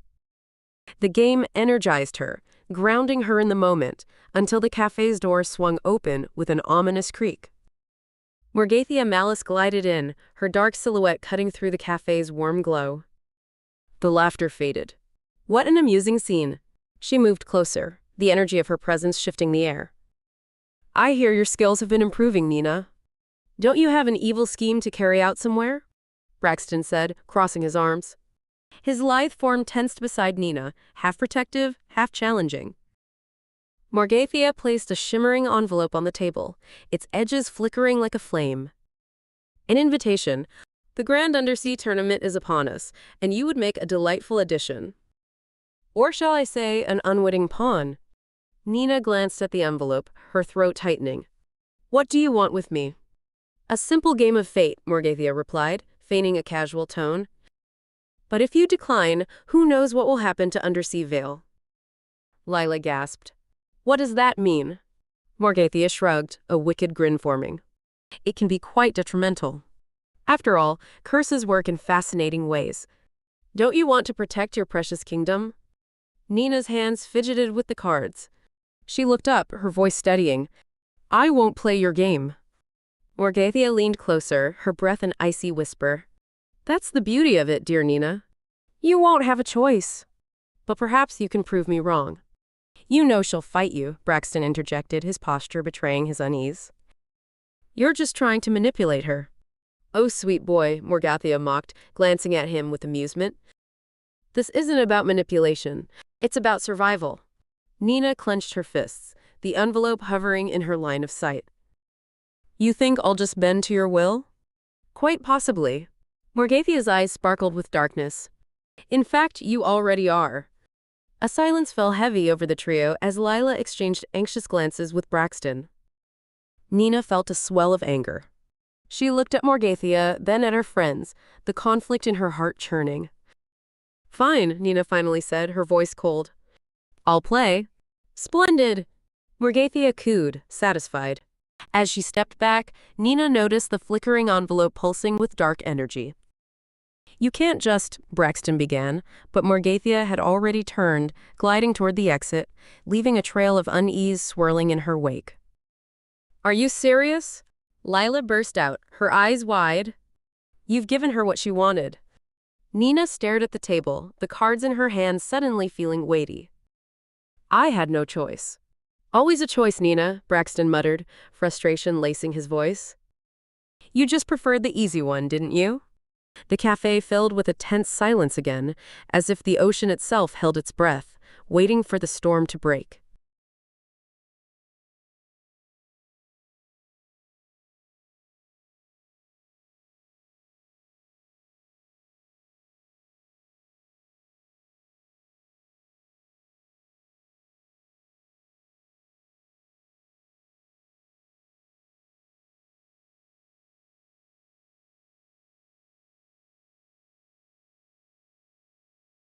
The hidden lagoon shimmered in the afternoon light, isolated and tranquil, hidden from the eyes of the prospective tournament challengers. Overhanging mangroves swayed gently, creating dappled patterns on the water's surface. Nina gathered with Lila, Braxton, and Elder Tuck, who hovered nearby, clutching a weathered scroll, the contours of his face deepened by the sun. Positioning is key, Tuck began, his ancient voice booming like a distant tidal wave. You'll want to read your opponents without revealing your hand. Tell that to Morgathia, Braxton said, arms crossed tight against his chest. I'd just as soon play solitaire than trust anyone in this tournament. Lila frowned, adjusting the band around her head decorated with tiny shells. We can't just ignore her, she made her move. We have to outsmart her. Nina stared at the water, rippling from the soft breeze. She felt the weight of expectation pressing down. We need a plan, but who's truly playing for keeps? Suddenly, a shadow passed over the lagoon, and Tyrus, the octopus, emerged, his 8 appendages undulating with deliberate grace. You lot seem tense, he chuckled, eyes gleaming with mischief. What's the matter? Some undersea rumors keeping you awake at night. Rumors can be more than hot air, Nina replied, narrowing her gaze at him. Last I heard, you were banned from the tournament for shady practices. Banned? Oh, please, Tyrus waved a tentacle dismissively. I'm merely a creative player. Lila leaned closer to Tuck, whispering. Wasn't he banned for cheating during the last tournament? Cheating is part of the game, my dear, Tyrus interjected, as if reading her mind. But I'm feeling generous. A little secret to tip the scales. He leaned in, glancing at each of them. You should make friends with everyone and keep your eyes open. Or else, come tournament time, you'll be looking very foolish indeed. Nina shot him a hard look. What are you really after, Tyrus? You think we can trust you? Trust? Hardly a necessity for success, he replied, spinning one tentacle in the air. But I can guarantee, if you're not the slyest on the table, you'll be the first to drown. Braxton interjected, You're saying you'll cheat. Call it a strategy, Tyrus countered, waving a tentacle. Remember, in this world, it's adapt or perish. Elder Tuck cleared his throat, a ripple of authority in his voice. You would threaten. Oh, don't flatter yourself, old man. Tyrus smirked. I'm not interested in you. Just making my rounds, sharing wisdom. Unlike you dreary folk, I don't mind that the game isn't fair. Nina shifted uncomfortably, the tension in the air thickening. Leave us. We don't need your so-called wisdom on how to cheat, she said, a challenge hanging in her words. Tyrus shrugged, swirling backward into the water. Suit yourselves, but I'm not responsible when the tables turn, he taunted, before slipping beneath the surface. They're all out to get us, Lila said, her tone strained. What if he's right? What if someone does cheat? Nina paced along the water's edge, scratching absent-mindedly at her arm. That's why we need to prepare, she finally said. We can't let anyone see us panic. Panic? I'll start the rumor that you're our defector, Braxton quipped, drawing a reluctant smile from Lila. Enough with the jokes. Nina's voice sharpened. This is serious. We need to find the weaknesses in every opponent. We can't fight fire with fire. We need strategy and cunning. Tuck nodded slowly. Trust should be our armor, but certainty our weapon. Keep your friends close, but be wary of your enemies. Nina focused back on the water, ideas swirling. As they began to discuss their next moves, a familiar chill lanced through the air. Out of sight, beyond the veil of leafy shadows, the weight of impending conflict hung like a storm cloud, setting the stage for what lay ahead. Nina stepped into the cavernous abyssal trench, the ambient light fading into a daunting darkness. The air was thick with anticipation, the rhythmic sound of water pulsing in her ears as she approached the round table shrouded in swirling shadows. Flickering bioluminescent creatures blinked like stars, illuminating the faces of her opponents. Morgathia, Tyrus, and two stern-faced Sharkin players, their eyes glinting with predatory intent. Welcome! Welcome! Morgathia's voice echoed, smooth as silk but colored with malice. Ready to lose, dear Nina? Nina took her seat, her heart racing but resolute. She didn't respond, and instead focused on the pile of gleaming chips before her, a fortress to guard against the chaos that awaited. You best have your wits about you, Tyrus said, his tentacles draping nonchalantly over the edge of the table, an unsettling grin plastered across his face. This isn't just a game, it's a battleground. The first hand was dealt, and Nina felt the familiar pulse of adrenaline mingling with unease. She studied the face of the Sharkin player opposite her, all sharp teeth and methodical movements. The other players engaged with casual banter, their voices intermingling in a haze of tension. Bet 10, one Sharkin said with feigned indifference, tossing a few chips into the center. Call, Morgathia replied smoothly, eyes flicking toward Nina. And you? Nina forced herself to breathe. Her cards felt heavy in her hands, each number a mounting pressure. I raised 20, she declared, trying to project confidence. Interesting, Tyrus crooned, leaning back, as his tentacles slithered over the cards meant for him. But predictable. As the next card hit the table, Nina's mind raced through probabilities and scenarios, each possibility a thread weaving tighter around her neck. She needed to outsmart them, skimmed through faces, and calculated every reaction. Suddenly, with deliberate nonchalance, Tyrus shot out a tentacle, knocking her cards away just as she reached to flip one over. The quick motion sent her heart tumbling, panic blaring like a siren in her head. Oops, he said, laughter dancing in his voice, the shadow of a taunt lacing every word. Clumsy me. Morgathea chuckled darkly, and Nina shot Tyrus a look that simmered with furious indignation. That was intentional. Intent is merely a suggestion, he replied, overly casual. Play on. Her composure shattered. Nina grabbed at the edge of the table as her cards floated to the murky ocean floor. You will pay for that. Is that a threat? Tyrus smirked, words curling as if attempting to draw her in further. Let's just focus on the game, one of the Sharkin interjected, though his tone suggested he enjoyed the escalating tension. Clenching her fists beneath the table, Nina wrestled with the urge to retaliate. Every jab from Tyrus felt personal, another layer of pressure constricting around her chest. She fought to reclaim her focus, the weight of her kingdom resting on her decisions. New hand, new strategies, Morgathea said. Shall we? The round resumed, but the stakes had shifted. Nina felt the sweat prickling at her skin, the sense of a heavy fog settling in her mind. She glanced at her remaining chips, the thought of losing crusting like a wave. Despite the powerful presence of her opponents, she couldn't allow their manipulation to break her. 50, Nina finally said, voice steady once more. She decided to go all in, a gamble that would either free her or drown her. Across the table, Tyrus's eyes widened, the smirk faltering briefly. Bold, he said, though doubt flickered behind the bravado. I'd call that foolish, Morgathea sneered, her presence looming knowingly as the cards were dealt anew. The competition circled their prey. Within the tumult of emotions, Nina steered her mind back to strategy, not letting the chaos draw her into despair. As the river card flipped over, the room seemed to constrict around them, the stakes elevated beyond mere chips.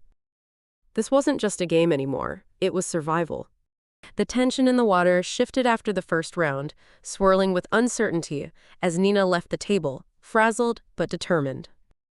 She sought refuge in a dimly lit alcove deep within the abyssal trench's winding paths. The bioluminescent fish flickered sleepily above as she paused to gather her thoughts. Cutting it close, aren't we? A soft voice broke through the haze. Glimmer, an iridescent fish known for her stealth, darted from the shadows. I saw what happened with Tyrus. Need a hand? Nina's heart lightened for a moment, the storm in her mind eclipsed by the possibility of support. We need to figure out how to expose him. Morgathea isn't going to let us do that easily. Well, Glimmer said, flitting back and forth, her scales twinkling like scattered diamonds against the darkness. We'd need leverage. Morgathea's overconfidence is her Achilles' heel. She prides herself on being ahead of the game. You really think we can get to her? No way she'll even let us close without scheming, Nina replied, her frustration bubbling beneath the surface. We could draw her out, but... With a knowing look, Glimmer interrupted, I know how we can do it. Let's set a trap. Draw her attention elsewhere. We expose Tyrus and Morgathea in the same stroke. Sounds poetic, doesn't it? Nina straightened, her mind racing with the possibilities. We could convince her that we're on her side. Use her arrogance against her. Excellent, Glimmer said, her eyes gleaming. But we need to be quick. Looks like the tournament's about to kick back off. As they made their way back toward the main arena, Morgathea's piercing gaze cut through the crowd. The air thickened as they approached the table. Morgathea's presence loomed like a dark cloud, commanding respect and fear. Ah, my little schemers, she hissed without looking up. I see you've found each other.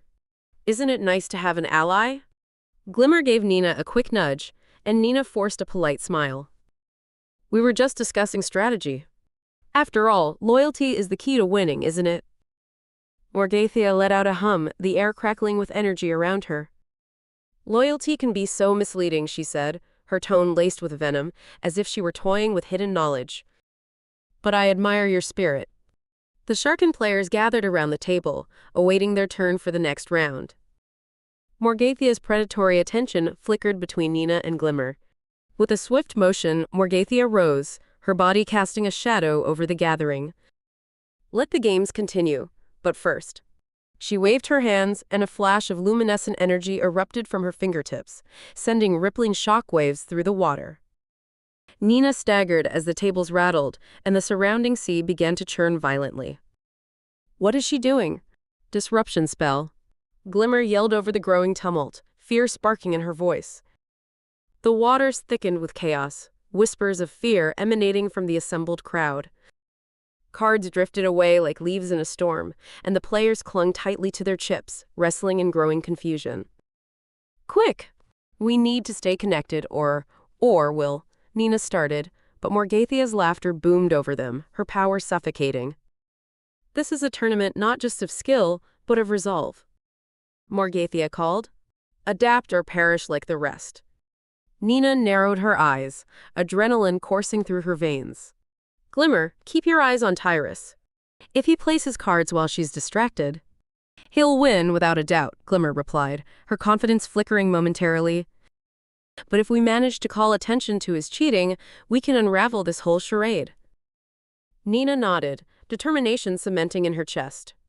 Amid the chaos, she could feel her focus sharpening. Morgathia's spell was meant to throw them off balance, but they would use it. Follow my lead. If we can isolate Tyrus, we can expose him. As King Triton, the master of the tournament, attempted to restore order at the front, Nina's mind spun with new strategies. The storm raged on, but within it she found clarity. She wouldn't let Morgathia or Tyrus dictate her fate. This battle was far from over. The tension in the arena crackled as the final round of the tournament commenced. Nina settled into her seat at the table where only the most fearsome contenders were gathered. Morgathia loomed across from her, an intimidating silhouette against the bioluminescent glow of the surroundings. The stakes were higher than ever. Not just the tournament title, but the fate of her kingdom weighed heavily on Nina's shoulders. With a slight nod from King Triton, signaling the start of the last hand, Nina adjusted herself, steeling her resolve. Her fingers brushed against the edge of the table, lingering on the familiar feel of polished wood. This would be the moment to put everything on the line. Ready to see how a real player operates? Morgathia's voice sliced through the air, a smirk curling at the corners of her lips. Nina drew a deep breath, igniting her inner strength. Let's just play the game. Distraction was a weapon she would wield. As the cards were dealt, each one fell into place. The first glance revealed her hand, a decent start, strong enough to build upon as the game progressed. Morgathia's eyes flickered hungrily at her cards, scrutinizing every move. 5 to open, Morgathia declared, tossing her chips into the center with a flair meant to intimidate. Call, Nina replied, her voice firm, masking the storm brewing inside. Braxton's words echoed in her mind, keep your friends close, your enemies closer. Another card flipped over a cloud of uncertainty coiled around the table. Nina gauged the reactions of those seated around her. The tension was palpable. Myriad expressions played across the faces of the players, silent undercurrents pulsing through them. As the betting continued, Morgathia leant forward, her eyes narrowing. I hope you realize how foolish you are for challenging me. I'm not afraid, Nina squared her shoulders. Each word was laced with conviction. Morgathia waved a hand dismissively, pulling a card from somewhere hidden in her robes, a slick move masked by her elegance. We press on, but you've yet to learn that desperation breeds errors. She cast the card onto the table, revealing a glimmering forbidden ace that shimmered with dark magic. This rules out your chances. Nina felt a jolt of panic ripping through her, the aura of Morgathia's card swirling an unsettling fog around her heart. Fear gnawed at her confidence. You can't play that. It's against the rules. Rules? Morgathia repeated innocuously, her voice dripping with condescension. In the name of victory, all is permissible. Don't you see? That's what sets me apart from naive little players like you. The atmosphere thickened as Nina fought against the wave of insecurity threatening to drown her. She needed to regain control. Then let's finish this, she said, forcing herself to focus on her hand instead of the darkness that flickered at the edges of her vision. Very well. It's time for the final bets, Morgathia continued, a glint of malice shadowing her eyes. Nina's fingers trembled slightly as she placed her remaining chips on the table, glancing at Glimmer, who watched from the audience, eyes fierce with support. It was time for one last gamble, one that would ensure the survival of her home. Imagine the fate of your kingdom, Morgathia said, her words slow and deliberate. You risk everything for this show of defiance. Why not relinquish your claim? Why not face the odds like a true player? Nina shot back, her voice resolute. The table fell silent as she matched Morgathia's baiting with a steely glare, determined not to show any sign of weakness. Let's see who has better cards then. Morgathia leaned back, dangerously relaxed, as the crowd braced itself, eyes darting between the two enigmatic females. The final turn of the card approached, the weight of anticipation thickening the surrounding waters. Time slowed, the rhythm of Nina's heartbeat matching the frantic pulse of the tournament. All else faded away. It was just her, Morgathia, and the cards that would decide it all. With a flourish, the top card was flipped, a king of perfect suit. A surge of hope coursed through Nina. She had a chance yet, bolstered by newfound energy. Eyes locked onto Morgathia, she held her breath as the final card flipped. Morgathia added her voice to the already charged air, and the final card is... But the words faded into silence as the table turned upside down. No, Morgathia shouted, disbelief morphing her face as the crowd erupted in chaos. A face-down card had slipped free, revealing the truth of a hidden play. The realization of Morgathia's trickery was swift, a flood of realization coursing through the audience. Ether stirred, leaving Morgathia exposed and vulnerable. This was Nina's moment, with the crowds cheering in a tumultuous wave. With one deft move, she achieved what no one expected, outsmarting Morgathia's deception. Checkmate, Nina said, her voice carrying the weight of her kingdom's future in its firm resolve. Leaving Morgathia's rage just a bitter gust behind her, Nina lifted the victory into the depths of her spirit, knowing it was only the beginning. As the arena quaked with the tumult of disbelief, Nina clicked into gear. The atmosphere surged with uncertainty. Breaths held as the spectators waited for the fallout. Morgathia's face twisted into a mask of rage, and Nina tightened her grip on the edge of the table, preparing for the clash to come. The audience's eyes flicked between the two women, the stakes soaring higher than ever. Fake! Morgathia exploded, eyes blazing. You think you can just overturn my victory with mere ramblings? I think you've underestimated the power of truth. Nina's heart raced as she met Morgathia's glare, the conviction in her voice pushing her forward. Let's not hide behind a mask of deceit. Deceit? Morgathia laughed, the sound sharp as a blade. You're the one with nothing to stand on. Could it be that you've taken your gaze off the real prize? Nina leaned forward, sensing a tide shifting within the room. Shadows roiled around them, and the spectators flushed with anticipation. What I see is that your prized card holds no power. It's time for a reckoning. Morgathia's fingers danced nervously over the table's surface, the rage boiling within her crashing against the barrier of control. You couldn't possibly understand the layers of strategy at play here. You're merely a pawn. Not for long, Nina shot back, determination seeping into every word. If that card is fake, I call a tiebreaker. The room held its breath as silence descended like a weight. Morgathia's eyes narrowed, calculating the risks as she searched Nina's resolve for weakness. Finally, Morgathia sneered, a tiebreaker? You believe you can match my skills?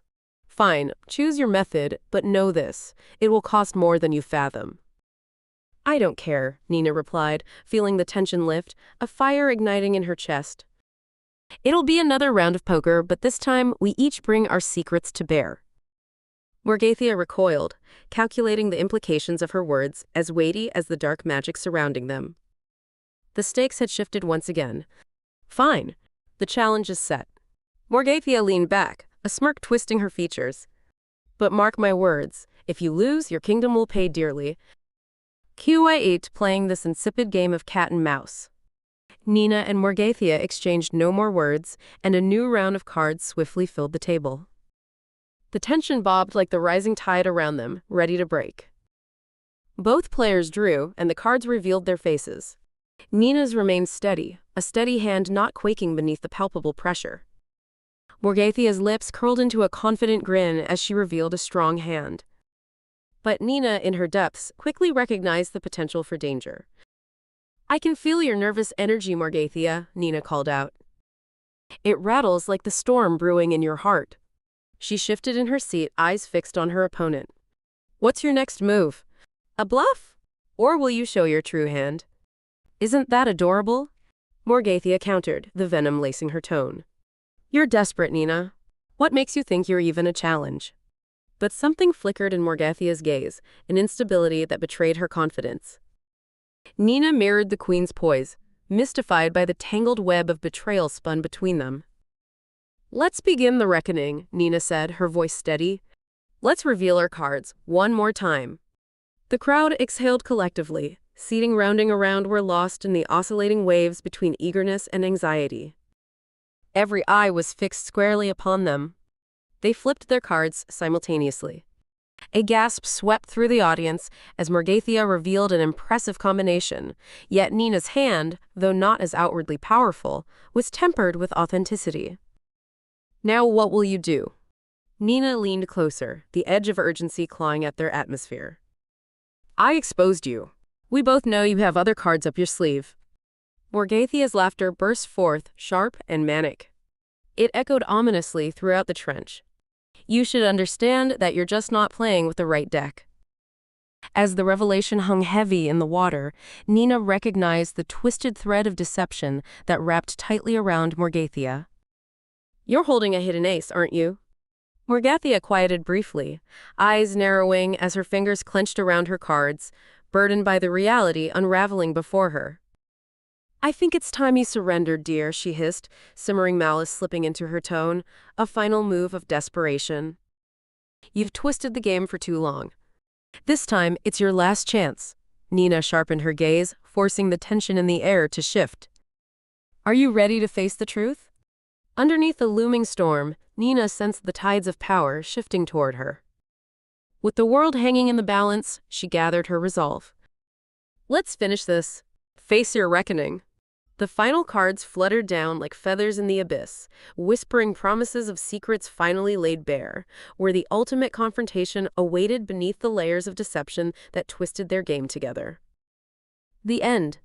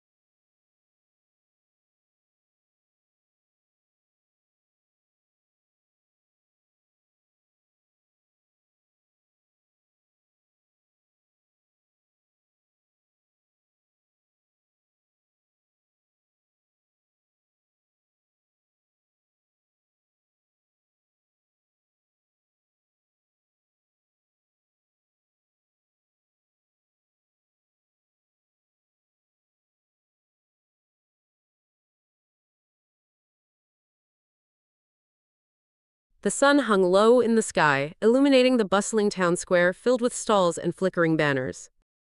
The air buzzed with laughter, and the scent of spiced pastries wafted through the crowd.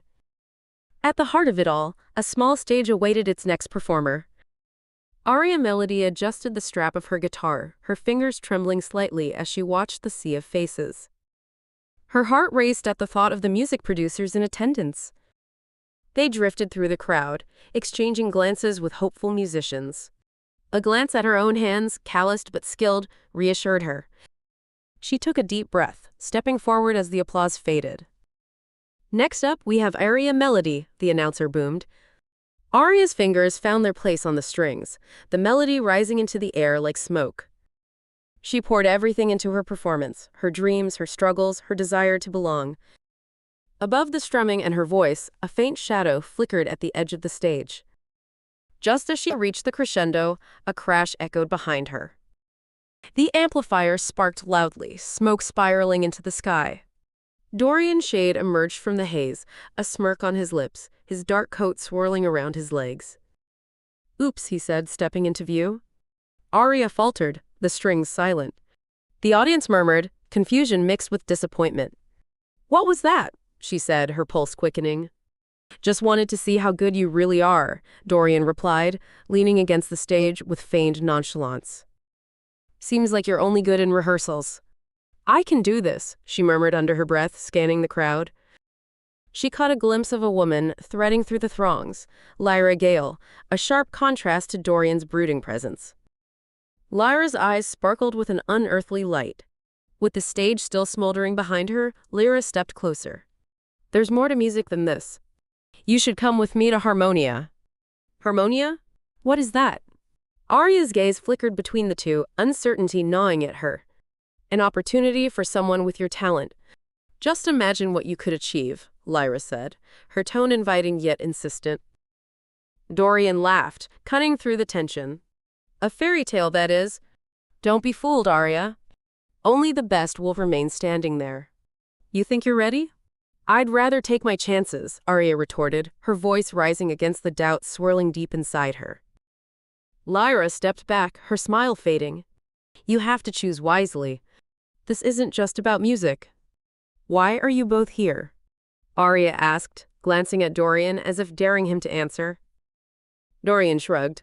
"I'm just ensuring the betters don't flush themselves down the toilets of ambition." Lyra continued, "Dorian's entitled to his charm, but perhaps you should keep your eyes on the prize." With that, she turned away, leaving the allure of Harmonia hanging in the air like a half-practiced song. Arya's heart thudded in her chest, both fearful and electrified, caught between ruin and possibility. "I don't need your help," she snapped at Dorian, but a glimmer of doubt seeped through her bravado.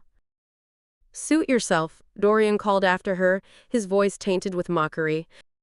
"Just don't say I didn't warn you." As crowds started to trickle away, the spark of opportunity and self-doubt flickered within her.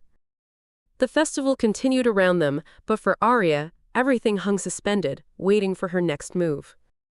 The colors of Harmonia enveloped Arya as she stepped beyond the threshold of reality. The air pulsed with a symphony of hues, each note of vibrancy resonating through her bones.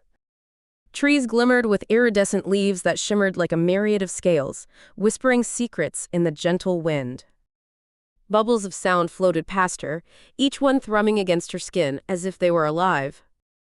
Arya's breath caught in her throat. This was no mere arena for a tournament. It was a world thriving on the very essence of music. She took a tentative step forward, heart racing with each new sound that swirled around her. "Fresh blood," a voice chimed, layering itself over the ambient melodies. Arya turned to face Celestia, a figure emerging from the mosaic of colors. Tall and ethereal, with hair that flowed as fluidly as sound itself, Celestia regarded her with skeptical eyes. "You're a newcomer to Harmonia. What gives it away?" Arya said, her voice sharper than intended. "Is it the awestruck expression?" Celestia smirked, a melody of sarcasm threaded into her tone. "The awe you feel could lead to arrogance. It's easy to get lost here."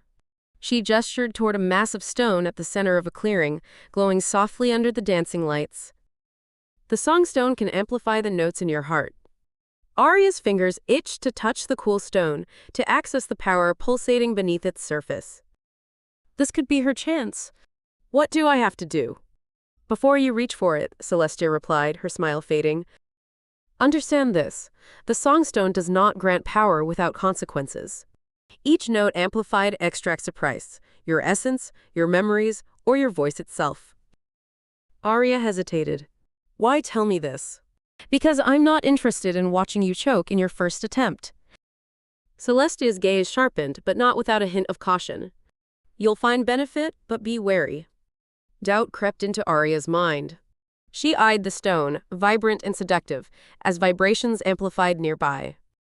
"What happens if I refuse? If I don't use it?" Celestia crossed her arms, leaning back against a nearby trunk that hummed with harmony. "You compete as you are.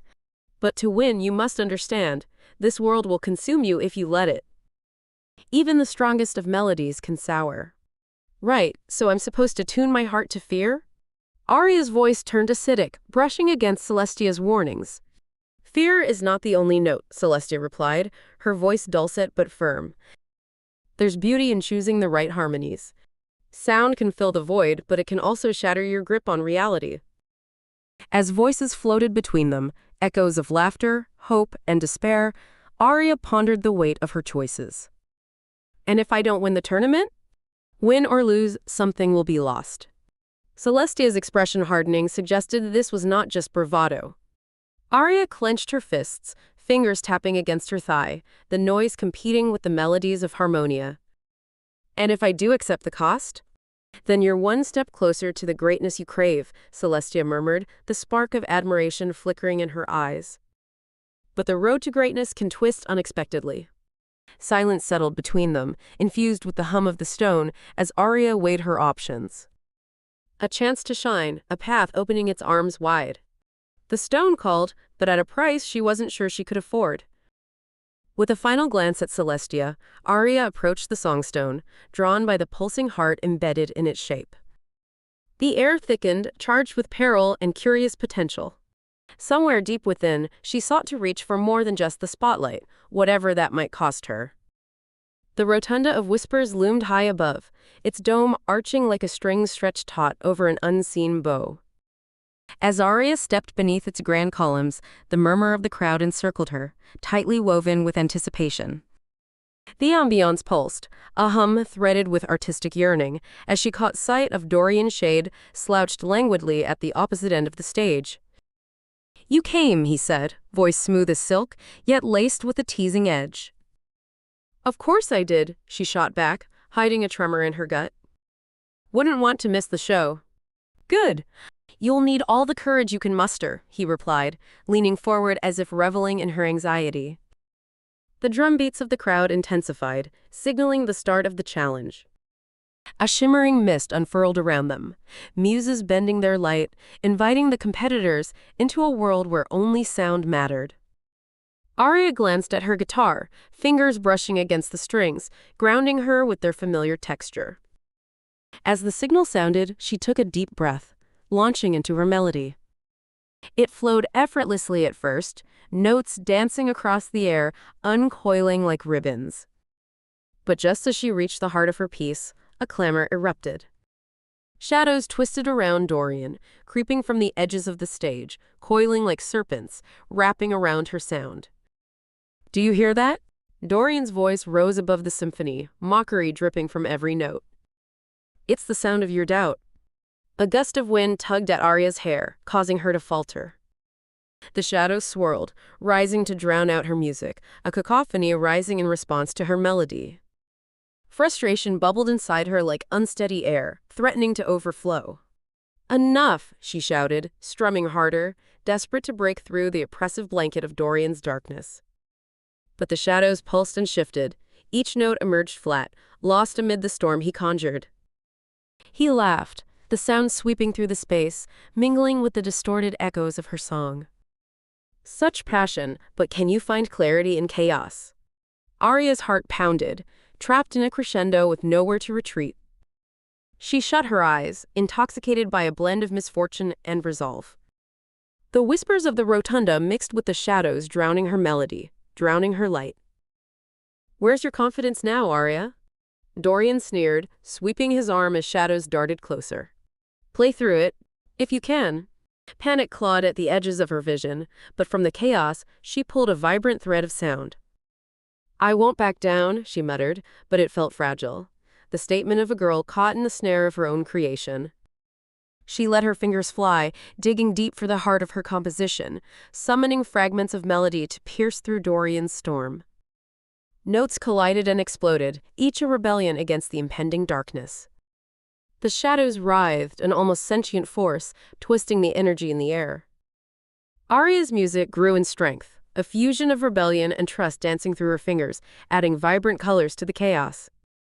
"You think you can rattle me?" she called out, the strength of her conviction dawning on her. Dorian's expression wavered for a heartbeat, surprise cloaked in irritation. "That's more like it," he said, spitting out the words. But even in confidence, his grasp on shadows seemed to wane. As her song filled the space, the storm recoiled, producing an ethereal shimmer resonating within the depths of the rotunda. Something in the atmosphere shifted. The balance teetered precariously, melody pulling against shadow, sound forging paths through chaos. But in that moment of burgeoning success, doubt lingered at the edges of her resolve. Victory over each other? Or triumph over herself? The shadow of uncertainty still loomed, all with a sly smile, clinging to the ground as her melody rose. With the final note, the whispers faded, fragments hanging in the silence, the crowd caught in between choices that hung heavy in the air. What lingered was more than music. It was essence, longing, the craving of souls tangled in competing desires. And as Arya met Dorian's gaze, that unspoken challenge loomed larger than the threat of shadows. They were emerging as rivals not only in song, but in sheer will. The forest of looming echoes unfolded like an ancient labyrinth, trees spiraling skyward, their gnarled branches entwined like hands grasping at the very sky. The setting sun filtered through the dense canopy, casting ethereal shadows where whispers danced, voices of the lost and remnants of melodies long forgotten. Arya wandered through this haunting beauty, still reeling from her victory. The thrill of the challenge faded into a lingering uncertainty as she encountered a gathering of fellow competitors huddled near a flickering campfire. Their faces reflected both camaraderie and unease, tension crackling in the air as they shared their tales. "We've all lost something," one spoke, a soft tremor in her voice. "Phantoms prey on our insecurities. They tear melodies from our chests. Like a thief in broad daylight," another added. "They don't just steal our music, they take our spirit." Arya inched closer, curiosity merging with fear. "What do you mean, phantoms? You sound like you've seen them." "They're shadows of our unfinished songs," a third competitor explained, a nervous laugh escaping her lips. "When we fear our voices, they come to collect. Every doubt gives them strength." The group shared knowing looks, sadness echoing through their shared stories of loss. "I played once and they took it all," said a dark-haired boy, his gaze distant. "Now I can't even hum."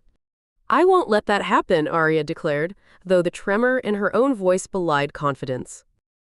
"I managed to push through Dorian's shadows." "But that won't be enough," the girl whispered. "This place thrives on fear and regret, not just darkness.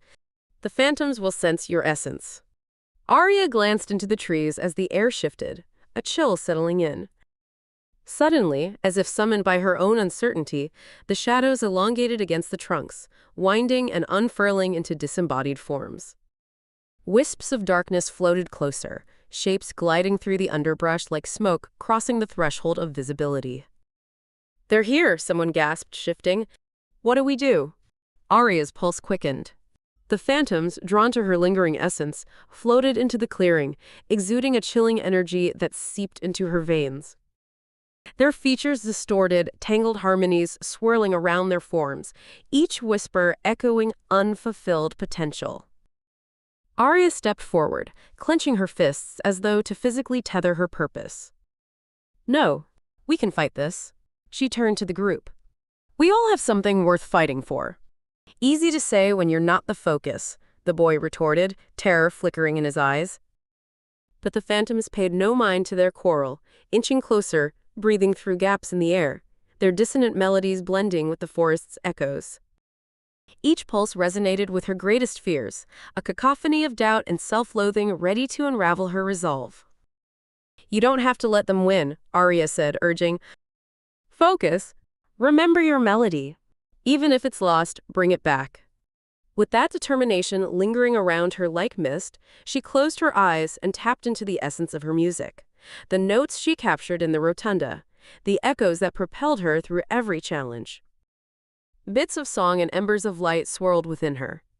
They advanced, swirling shadows threatening to snuff out the last flicker of hope. Then she began to hum, softly at first, a simple melody that echoed from the depths of her being. The sound, fragile yet resolute, rippled through the air. The phantoms paused, their grotesque faces momentarily stilled. "Remember your songs," she called out to the others as they exchanged hesitant glances, caught between fear and hope. "We can push back." With each competitor gradually joining her, their varying rhythms began to weave into one unified song, a tapestry stitched from their long-lost melodies, a balm against the chill. The phantoms writhed, recoiling, shrieks intermingling with the harmonious sound, a dissonant symphony tearing at the edges of their forms. Overwhelmed with purpose, Arya summoned more strength, arms raised as if inviting the phantoms to try again. "Join us," As voices filled the space around them, the phantoms shrieked, a clash of melody and discord swirling in the air. Just as Arya's confidence grew, she felt a deep pang of fear rise within, the realization that despite their power, her essence remained the brightest draw amongst them. The shadows snarled, tendrils reaching, desperate to reclaim the sound. "You'll never escape your song." But now, echoing above the cacophony, Arya's voice rang clear, a promise tethered in vulnerability and strength. The shadows recoiled, stung by the luminosity of intent surrounding her. As darkness and melody twisted together, Arya embraced what once terrified her, crafting a vibrant anthem of resistance that pushed against the phantoms. The shadows wailed in agony as they disbanded, formless as they retreated deeper into the forest, leaving only the echoes of their haunting lullaby. The fire flickered, and the competitors exchanged weary smiles, the bond of their shared experience anchoring them tighter. A sense of triumph wrapped around them, but Arya understood. Fear remained ever present, lurking in the shadows. She had not fully escaped. This was just one battle on a deeper journey. The grand amphitheater of Harmonia buzzed with anticipation as the tournament approached its climax. Arya stood at the edge of the stage, peering into the roiling sea of faces, their collective energy thrumming beneath her skin. This should have been a moment of joy, but a sense of urgency clawed at her. "Did you hear?" whispered a competitor, dread etched in her expression. "Victor plans to use the stolen melodies to summon a dark symphony. It'll corrupt everything, every note, every player." Arya's breath hitched. "Stolen melodies?" Dorian took the songstone. "He's working with Victor." The desperation in the girl's eyes mirrored the impending chaos swirling within Arya. Across the stage, she caught Dorian's silhouette, a mocking grin dancing on his lips as he cradled the glowing stone. The shadows clung to him like a shroud, feeding on her dread. Somewhere deep, an instinct urged her to reclaim what he had taken. "I need that stone," Arya said, her voice steady despite the storm brewing inside. "If I stand a chance against Victor's plan, I can't let it stay with him." "Are you sure you can face him?" the girl questioned, uncertainty lacing her tone. "Dorian's not just clever, he's powerful now. He has the songstone's resonance." "I don't have a choice," Arya replied, fingers tightening around her guitar. "This is about more than just winning. It's about saving what little remains of Harmonia's spirit." The crowd's cheers thundered like a heartbeat as the next round commenced, but she didn't hear them. Every moment felt suspended, the impending confrontation with Dorian hanging like a heavy note unresolved. As she approached him, misgiving lingered like smoke. "Give it back," she demanded, trying to mask her hesitation. "Why should I?" Dorian leaned back, a sly glint in his eyes. "This power is intoxicating, Arya. It could elevate my music beyond anything you could imagine." "You know what's wrong," she pressed. "Victor will use it to drown us all in darkness." Dorian's grin widened. "Is that so? Or maybe he just has a better grasp on the music you can't quite catch." He twirled the stone in his hands, shadows intertwining with the light. "You've always played the good girl. But look where that got you, hiding behind words." With each taunt, a knot of self-doubt tightened in Arya's chest. Memories of past failures flickered like fleeting notes, each one a reminder of her perceived inadequacies. "I won't let you hurt anyone. Not even yourself?" Dorian's tone turned insidious, the shadows wrapping around him as if they resonated with his intent. "For a breath?" Arya faltered. The echoes of her insecurities reverberated, feeding into the uncertainty that swelled inside her. But the sight of the stone scintillating under the harsh lights ignited a spark. "You don't know me," she shouted, lips curling in defiance. "You think you can bait me into your darkness?" Dorian's expression darkened, a flash of irritation crossing his features. "This could all be so much easier if you just accepted that you're weak. Even now, the melody that drives you falters before my power." "No, my strength is there, beneath all this doubt." The resolve in her voice pierced through the tremors of fear, bolstered by growing memories of the melodies she'd shared with her competitors, the triumphs, and the fight against the phantoms. Dorian stared, his composure wavering, shadows flickering in tandem with his emotions. "You think you can find it here?" With every ounce of confidence fueling her, Arya stepped closer, reaching for the stone's glow now igniting the air between them. I'll find it in you. The moment stretched, tension heavy like unplayed chords. Dorian hesitated. And if I refuse? We can end this together, she encouraged, attempting to breach the barrier thickening around him. We don't have to let Victor claim our voices. You can choose to fight back instead of being a puppet. Silence enveloped them, deep and profound, until Dorian's face flickered with something unreadable. Shadows lashed out in response, a desperate effort to maintain control. You think you can change me? No, but I can make my choice. As Arya made to grasp for the stone, the shadows expelled, winding around her in a tempest. The air shifted dramatically, scattered notes of long-saved melodies echoing against the oppressive darkness constraining her. With a surge of resolve, she unleashed a sound, a raw, powerful chord that cut through the wrestler's smothering grip. The echoes of her melody spiraled, resonating against the shadows as she filled her surroundings with light. Dorian's eyes widened, shadows retreating from the onslaught of pure sound. No, but with each strum, Arya pushed against his darkness, steadfast in reclaiming the surge of power within her. Mamiya yan yung nagosiyog. Chusonin chunuyuoda. As the collective voices thrummed and echoed through the air, the stage vibrated with expectation, a race against a ticking clock to save everything from Victor's grasp. Dorian stumbled, uncertainty flickering in his eyes as she tapped into the heart of their shared symphony, challenging both the stone and the shadows within him. Stand with me, she demanded, her voice an anchor amid the swirling chaos. Their futures intertwined. Would he resist or rise against the tide of darkness? The grand hall of resonance loomed before Arya, a cavernous sanctuary decorated with glistening crystals that caught the light and refracted it into infinite hues.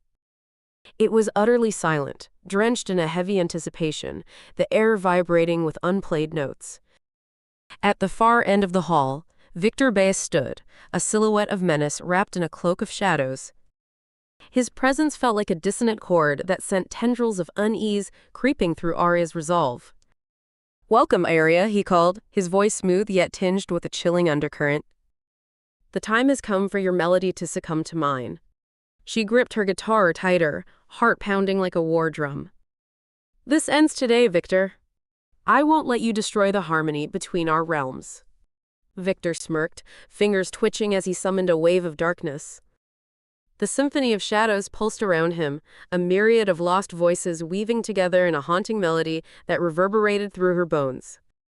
Such noble intentions. But you cannot fight what you cannot see. Arya felt the tremor beneath her feet as vibrations of his dark symphony washed over her, a tempest intent on drowning her light. For a fleeting moment, doubt reared its head, whispering ancient fears.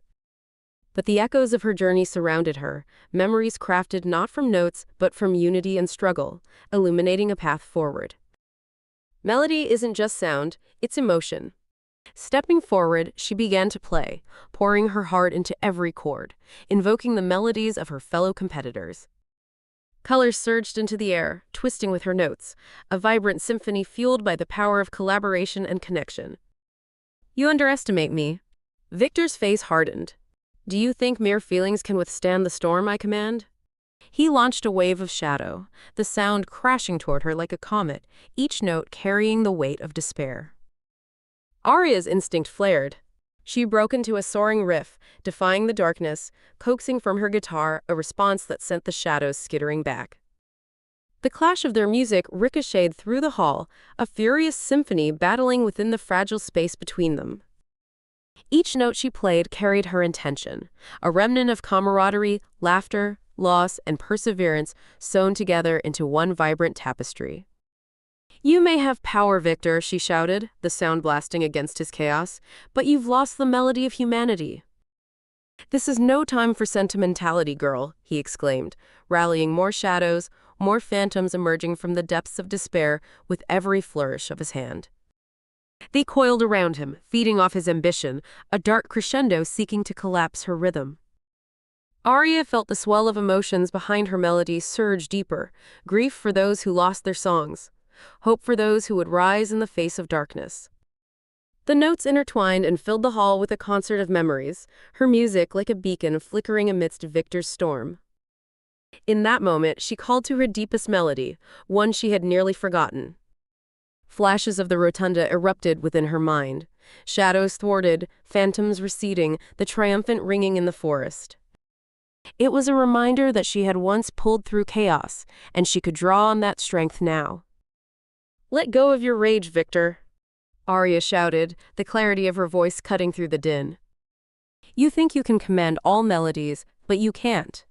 You can either embrace what makes us whole or drown in your own darkness." His face twisted in anger, but from inside, vulnerability flickered, a crack in his fortress. Shadows faltered at the edge of her melody. Time slowed for an instant as the storm thinned, widening the space within the grand hall. Arya seized the opportunity. She unleashed a torrent of sound, cascading through the air, intertwining with the core of Victor's dark symphony. Her melody rose like a phoenix, unfurling into something that transcended evil. Soprano and bass intertwined, setting fire to every shadow around them as Victor's phantoms tried to clutch at her song. "Feel it," she erupted, her voice becoming the binding thread between their contrasting tones, the joining of light and shade. "This is who we are. Stronger together, never lost." Victor, for the first time, hesitated, shadows wavering as her sound clashed against the dark symphony, mixing chaos with clarity. As every emotional crack resonated through the hall, they sparked a cascade, igniting the air around them in vibrant colors. With one final strum, she summoned all her music into a singular note that reverberated against Victor's darkness, flooding the hall with pure sound. The shadows recoiled, fragments of anger and resentment dissolving into starlight. The battle raged within the depths of their melodies, every chord a testament of her resilience, and every echo a whisper of her spirit. In that moment, Victor's defenses crumbled further, vulnerability igniting the fury behind his eyes. With a roar, he unleashed his power, dark notes cascading through the air like a waterfall, threatening to sweep her away. But Arya remained grounded, digging into her heart one last time, channeling everything she had learned in this journey. "You can't win this battle alone." In a final surge, Arya's melody clashed against Victor's and shattered the encroaching darkness.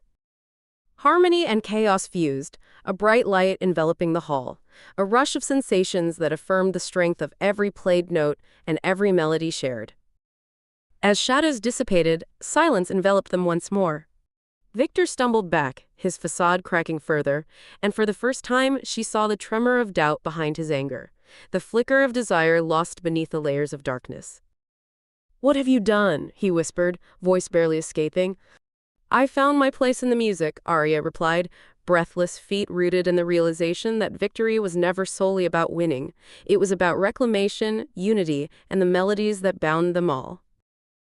In this moment, both realms breathed a collective sigh, and as the light shimmered in the hall, the echoes of lost songs swirled around them, a promise that true harmony would always return. The end.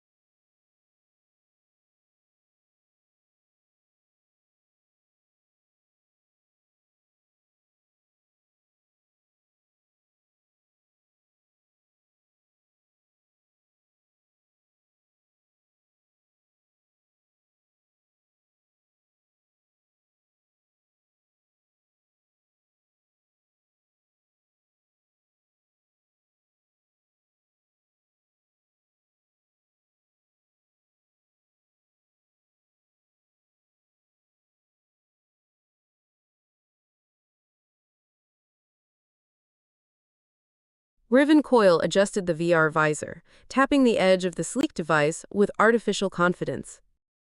Beneath the bright lights of Digital Realm, wires coiled like serpents across the launch pad, and the air buzzed with an electric intensity. "Ready on 3, he said, glancing at Ben Kim, who was busy checking the system's readout, as lines of code flickered across his tablet. Each digit seemed to pulse, mirroring Riven's own anxious heartbeat. Ben didn't look up, but his fingers moved deftly. Just run the diagnostics again. Did you adjust the inertia parameters? Riven nodded. Yeah, it's all green. We're clear. Riven. Ben. A sharp voice cut through the focus. Vanessa Steele, her hair tied into a tight bun, strode up the ramp, her own visor underarm. What's with the secrecy? You can't seriously think the abyss will hold up against my design. Riven pushed down a surge of irritation. This isn't a competition, Vanessa. We're here to test. Vanessa smiled, but it didn't reach her eyes. Isn't it, though? Just wait until I unleash the vortex. You won't have to tell me how it fails. The screams will say it all. Ben finally looked up, his brow furrowed. Can you not mess with us right now? Makes sense, coming from the guy who needed 3 revisions just to debug a roller coaster. Riven's jaw clenched. Let's just focus on the task at hand. As they turned back to their setup, Vanessa's fingers danced over her own console, typing furiously. A faint alarm sounded with a flicker of red lights in the control center. Riven glanced over his shoulder. What are you doing? Just enhancing your ride, Riven. Don't you want it to be memorable? Ben jerked away from the screen. That's not how this works. You can't just inject. Too late. The system overheated with a piercing shriek, a bright flash engulfing the launch pad. Riven stumbled back, knocking into Ben. The controller slipped from his grip, clattering to the ground. They were jerked forward, pulled into a whirlpool of colors and sounds, a dizzying rush before everything turned dark. Riven? Ben's voice echoed in the void. Yeah, Riven responded, cautiously scanning their surroundings. The abyss materialized like a reflection of their fears, twisting lines of measurement spiraling out. What happened? I can't see anything. My tablet. Riven looked down, finding only emptiness where their bodies should be. We're trapped inside the system. It's a full upload. It wasn't supposed to go this, Ben's voice cut, disintegrating into static.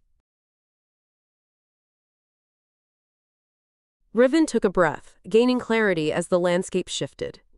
A twisted version of the park materialized, warped by their collective panic. We have to find a way out. And how exactly do we do that? Figure out where the exit protocol is. We reconnect. Vanessa definitely didn't code a trapdoor. A cry rang out, sharp and distant. They turned, catching a glimpse of Vanessa's figure deep in the folds of the digital maze. She stared back at them, her expression one of gleeful surprise. Looks like you two aren't as smart as you thought. Welcome to the abyss, boys. Have fun.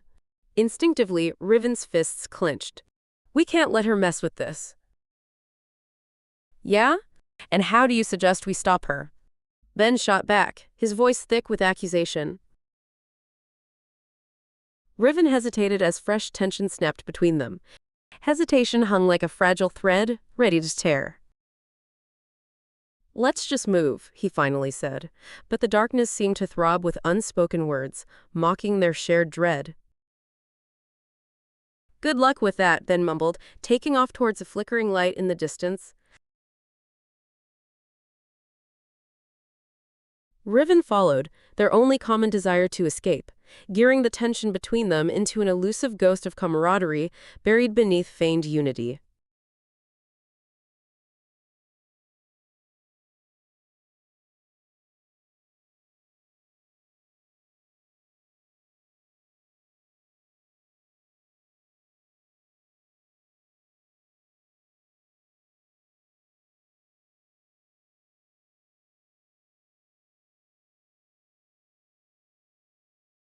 Riven, Ben, and Ava careened through an endless loop, the digital landscape blurring into a cacophony of pixels and fractured light. They grasped at the air, limbs flailing as the world around them morphed unpredictably, his stomach lurching with each gravity-defying twist. What was that? Ava shouted, hair whipping across her face. Glitch. Ben replied, his wide eyes darting to the jagged edges of the track, disappearing into voids. Riven steadied himself, squinting at the excess of code spiraling around them. Ava, can you pull access to the system? Get us a lifeline, anything. Don't you think I've tried? Ava's frustration bubbled, disrupted by the next rapid decline. Vanessa's overridden everything. Great, so what's the plan then? Ben instinctively gripped Riven's arm, panic threading through his voice. Get to the oversight panel, Riven shouted back. If we can find the main switch, maybe we can re-establish control. Right, Ava replied, less convinced than she wanted him to see. And how do we do that without a map or, any connection to reality? They soared upward again, the scenery shifting erratically, fractal designs morphing into terrifying beasts of code that lunged at them, dispersing without impact. Each obstacle could have been a simple glitch in the Matrix, yet it felt intentionally spiteful. Riven, I've got a bad feeling about this, Ben yelled over the chaos. Every loop, every turn, it feels like it's pulling us deeper. I know. Riven snapped, eyes narrowed at the path ahead. But think about it. If we can reach the command center, we can shut this down. Then let's, Ben began before a thundering wave of distortion crashed through their trajectory, jerking them off balance.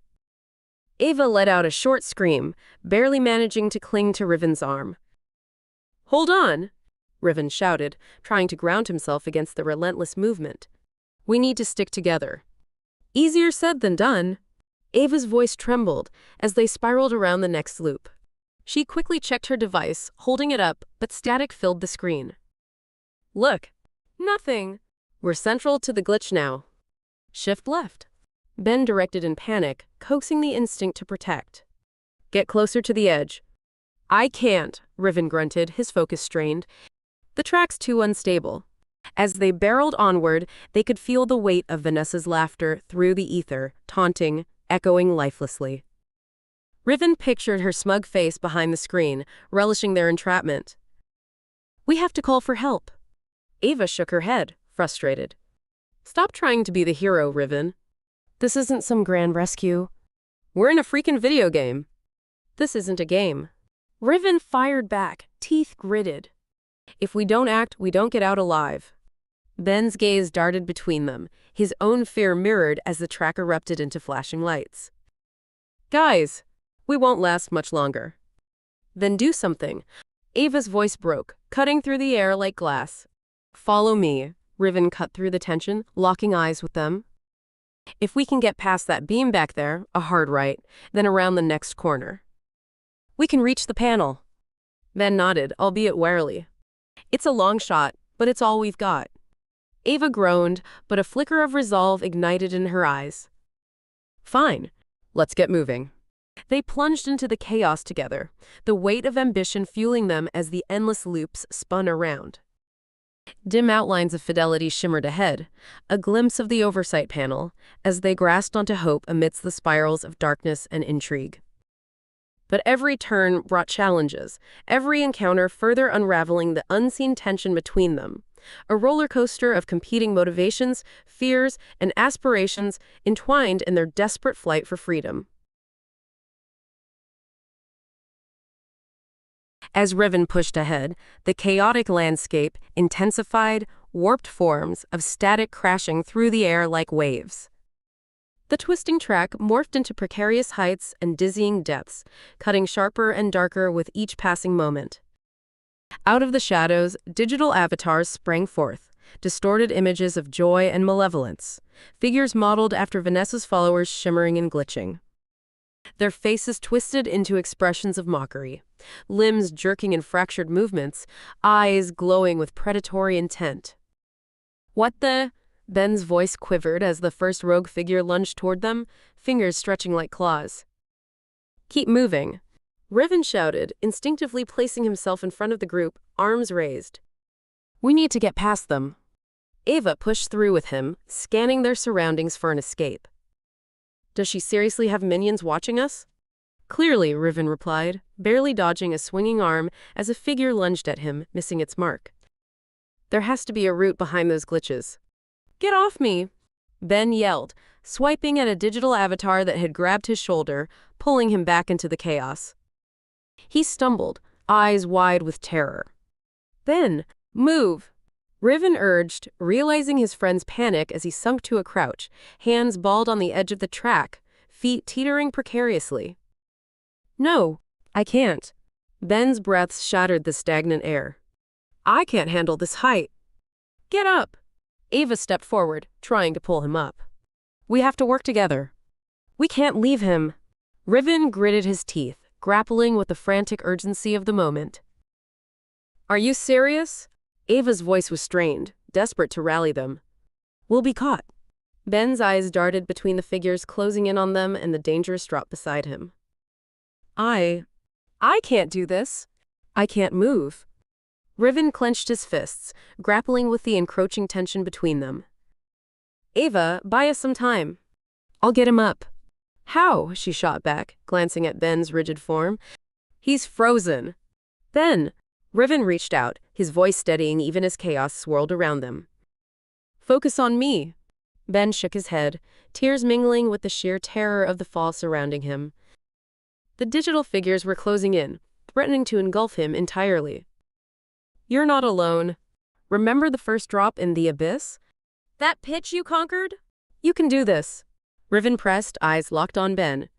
The digital avatars began to close ranks, moving eerily in sync, like wolves prowling toward their prey. Riven, hurry, Ava called, her voice wavering. On 3, we pull him up. Riven shouted, coordination igniting as he and Ava took position at Ben's sides. 1, 2.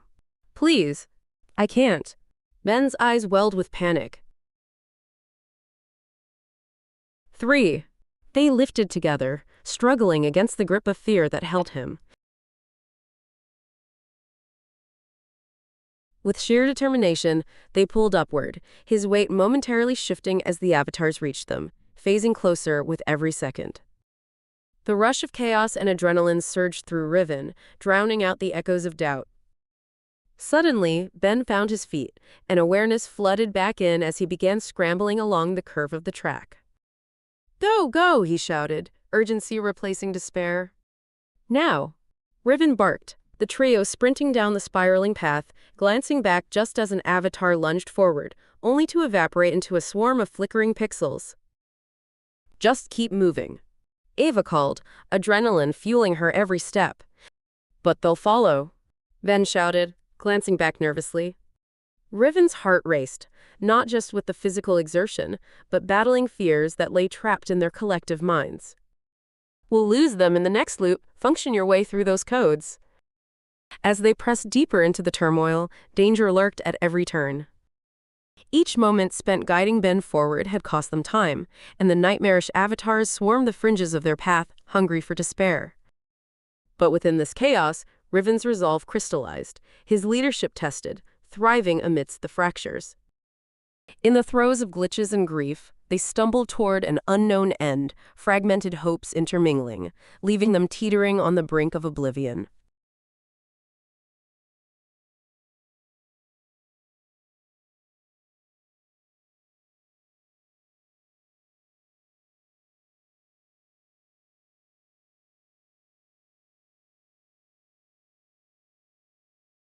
The three of them barreled down a shimmering corridor, the chaos of rogue avatars trailing, their taunts echoing faintly behind. Riven stumbled to a halt as they stumbled into a surprisingly tranquil area, a wide-open space surprisingly serene amidst the chaos, bathed in a soft blue glow. No glitches, Ben released a shaky breath. It looks safe. Looks can be deceiving, Riven warned, eyeing the feathery strands of light that floated like wisps of dust through the air, instinctively aware that calm rarely meant safety here. Ava glanced around, eyes darting. This is way too quiet. We need to stay sharp. As Riven moved forward, he felt the magnetic pull of the digital landscape, patterns of code spiraling beneath the surface of what appeared to be an idyllic escape. His fingers brushed along the code flooring, seeking connection. Then, let's give it a shot. We need to decode everything in sight to ensure it really is safe. Ben interrupted, leaning over Riven's shoulder, doubt creeping into his voice. Or a trap. We don't have the luxury to hesitate. The avatars will come back if we take too long, Riven insisted, the urgency washing over him as he focused. Grab your device and help me decode the glitches we saw earlier. There has to be something buried in here. Rewrite the exit protocol. We can do this. Ben pulled out his tablet, fingers flying as Riven knelt, analyzing the underlying code patterns. Do you see that? Riven pointed to an anomaly shimmering through data, dense and unreadable. Yeah, Ben murmured, his voice tightening. We need to. A sudden crackle reverberated around them. The calmness shattered as their surroundings flickered, the avatars appearing once more in the periphery, forming lines in the space around them. Riven's heart dropped. Distract them, he shouted to Ava. On it. Ava squared her shoulders and broke into an impromptu holographic display, bright bursts of light dancing before the approaching avatars, pulling their focus. Hey, over here, you glitchy weirdos. I don't think they're just going to stand there, Riven replied, glancing over his shoulder as the nearest avatar lunged toward Ava. Just keep code hacking. I've got this, she shouted, the vigor of determination shining through as she evaded the avatars. All right. Riven returned to the task, tuning into the rapid movements of his fingers, while Ben struggled to sort through mounting errors. We need to connect the anomalies. Focus on the flow patterns. The avatars danced dangerously close, digital tendrils reaching for Ava, who flickered playfully before darting away. Riven's frustration grew. Time was slipping away. Closer, Ben. Faster. Above the ambient noise, a phrase coalesced in the data. Betrayal. What? Ben squinted at the screen. I think I saw something. Keep going. Riven shouted. The word burned into his consciousness. What does it say? It's a breach in the system, but also looks like a note from Vanessa? A chill ran through Riven at the thought. What does it reveal? It says. Ben hesitated, catching his breath as the avatars pushed forward. It says that she's been intercepting transmissions, feeding false paths. There's an exit, but it's not where we thought. What? Where is it? Riven's heart raced. Further down, Ben continued frantically, trying to piece together the fragments. But a screech dopplered through the air, raucous laughter echoing as avatars surrounded them. Too late, one of them chortled, a glitchy sound that sent ripples through his confidence. Riven turned, meeting terrified eyes. We're not done. Fight through. Riven! Ava shouted, still weaving, but barely evaded a clutching hand. We have to hurry. Ben's fingers flew across the screen as Riven drew closer to the answers shivering beneath the glowing surface. If we tap into the core, we can reroute our exits. Just stick to the perimeter while I finalize this. Concentrating on the emerging outlines, Riven felt the interface humming beneath them. Now, connect here. I can't take this. The avatars are swarming. Ben's fingers began to falter, panic breaking through his resolve as an avatar lunged toward him. Ben, focus! We can't let them catch us. In the ring of avatars, Riven felt the pressure of impending doom folding in. Just a little more, he urged, trying to fire Ben's determination. We've got this. Keep coding. If we make a mistake now...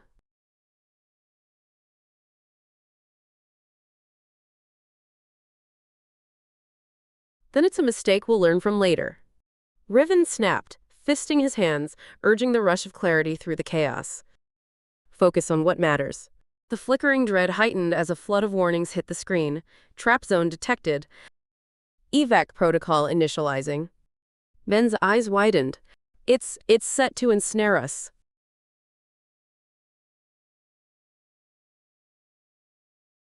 Then break it, Riven urged, brow furrowing. Find the command. As chaos erupted around them, a storm of glitches and unrestrained panic began swarming their fragments. They were left to grapple with the cold specter of betrayal, a resonance of uncertainty weaving both obsession and urgency into their fate.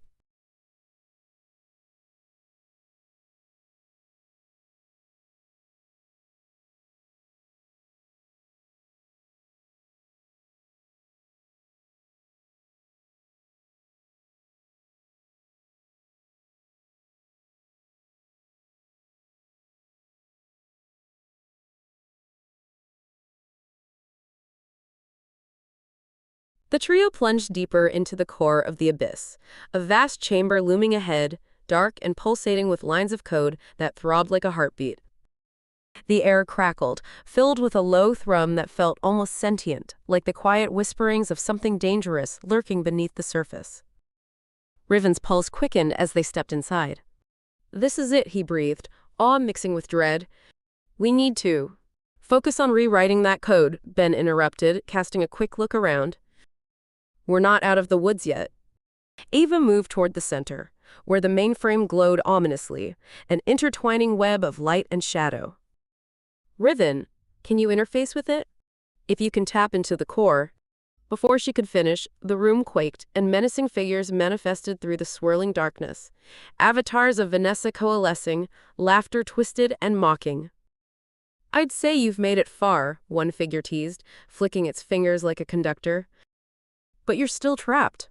"Not if we can rewrite this code," Riven shot back, fingertips grazing over the glowing interface. "All we need is access." The atmosphere shimmered, and the figures surged closer, eyes glinting with malice. Riven's heart raced. "Ben, get ready for anything." Without warning, Ava stepped forward, her face a mask of resolve. "You don't need to rewrite anything, Riven. You never understood your place in this code." "What are you talking about?" Ben spat, confusion lining his voice. Ava's icy smile split her features as she grabbed the glowing core piece, all warnings flashing against her silhouette. "You think it was simple digital chaos? My betrayal was the keystone, and now I can unleash this." Riven staggered back, shock rippling through him. You were behind all of this?" "Would you like to be free?" she asked, her voice almost a song. "I would have, but this time it's your turn to be trapped. I've grown quite fond of the power here." "Why?" Ben stepped back, disbelief pinching his expression. "Why would you do this?" "Because you are just as blind as all the others, sweet Ben," Ava cooed, fingers grazing the panel. "Riven's code, the very essence of this realm, is too powerful. I'll connect it to a source that will bring far worse than mere terror." "Stop!" Riven shouted, heart pounding, feeling the weight of their shared history clawing at him. "This isn't you." "Isn't it?" she asked, tilting her head as she began inputting corrosive commands. "You just couldn't see it, Riven. All your squabbles about righteousness, it's pathetic. Power is what's real here." The avatars swarmed, forming a ring around them, their energy intoxicating and dangerous. Riven gritted his teeth. This wasn't about power, it was about survival. "Ben, we need to disable the corrupt code," he called, desperate to draw his friend back into the moment. "Focus on the overrides." "Shut up!" Ava snapped, eyes blazing. "You think you can command him? I'll obliterate everything you once believed in." "She's losing control," Riven yelled, pointing to the pulsing core as it began to shudder. "We can take back the reins, Ben." I don't know if I can," Ben muttered, eyes flicking back to Riven and Ava, torn. "Trust your instincts. Remember the last drop? Power lies within the code we designed together." Riven glanced back at Ava, whose fingers danced rapidly across the console, intent on unleashing chaos. "You must know I was a part of this with you." "We can't." "You can't. It'll destroy everything." Ava laughed, a sound both bitter and cold. "You'll find a way to let go of the past, Riven. Power is what you should strive for, not reform." "No, Ava, you're burying us alive." Riven lunged toward her, wrestling with the tangled glimmer of hope and turmoil. As he reached for her arm, a surge of energy blocked him, sending him staggering back. "You betrayed us to save yourself. Don't collapse everything we worked for. You'll soon realize no one is safe," she shouted gleefully, pressing the final command that would trigger the traps hidden within the core. In that moment, Ben found his composure. Eyes hardening, he plunged forward, snatching at the control panel while Riven surged past. "We won't let you do this." The room erupted into chaos, avatars closing in, relentless. Riven finally caught Ava by the wrist, pulling her back with desperate fervor. "What's this vision worth? It will destroy both of us." Her eyes flashed, glimmers of doubt emerging for an instant. "You can't control the brutality." "Neither can you." Riven countered fiercely. "Let us help you. Ignoring the incoming avatars, Riven threw himself into the interface, fingers scrambling over the keys. Ben, we must strip the virulent overrides she's set. I'm trying. Ben grunted, tugging at the chaotic code, shoving past entrapments swirling at the edges of comprehension. Ava twitched, her grip slackening as the room cracked, the hum of impending devastation vibrating deeper. Stop! You think you can turn this on me? No one's making you do this. Riven persisted, fighting to siphon light through the ruptured passages. We can still salvage this. Betrayal comes at a price, Riven. Ava screamed, echoing through distorted avatars and throbbing pulses.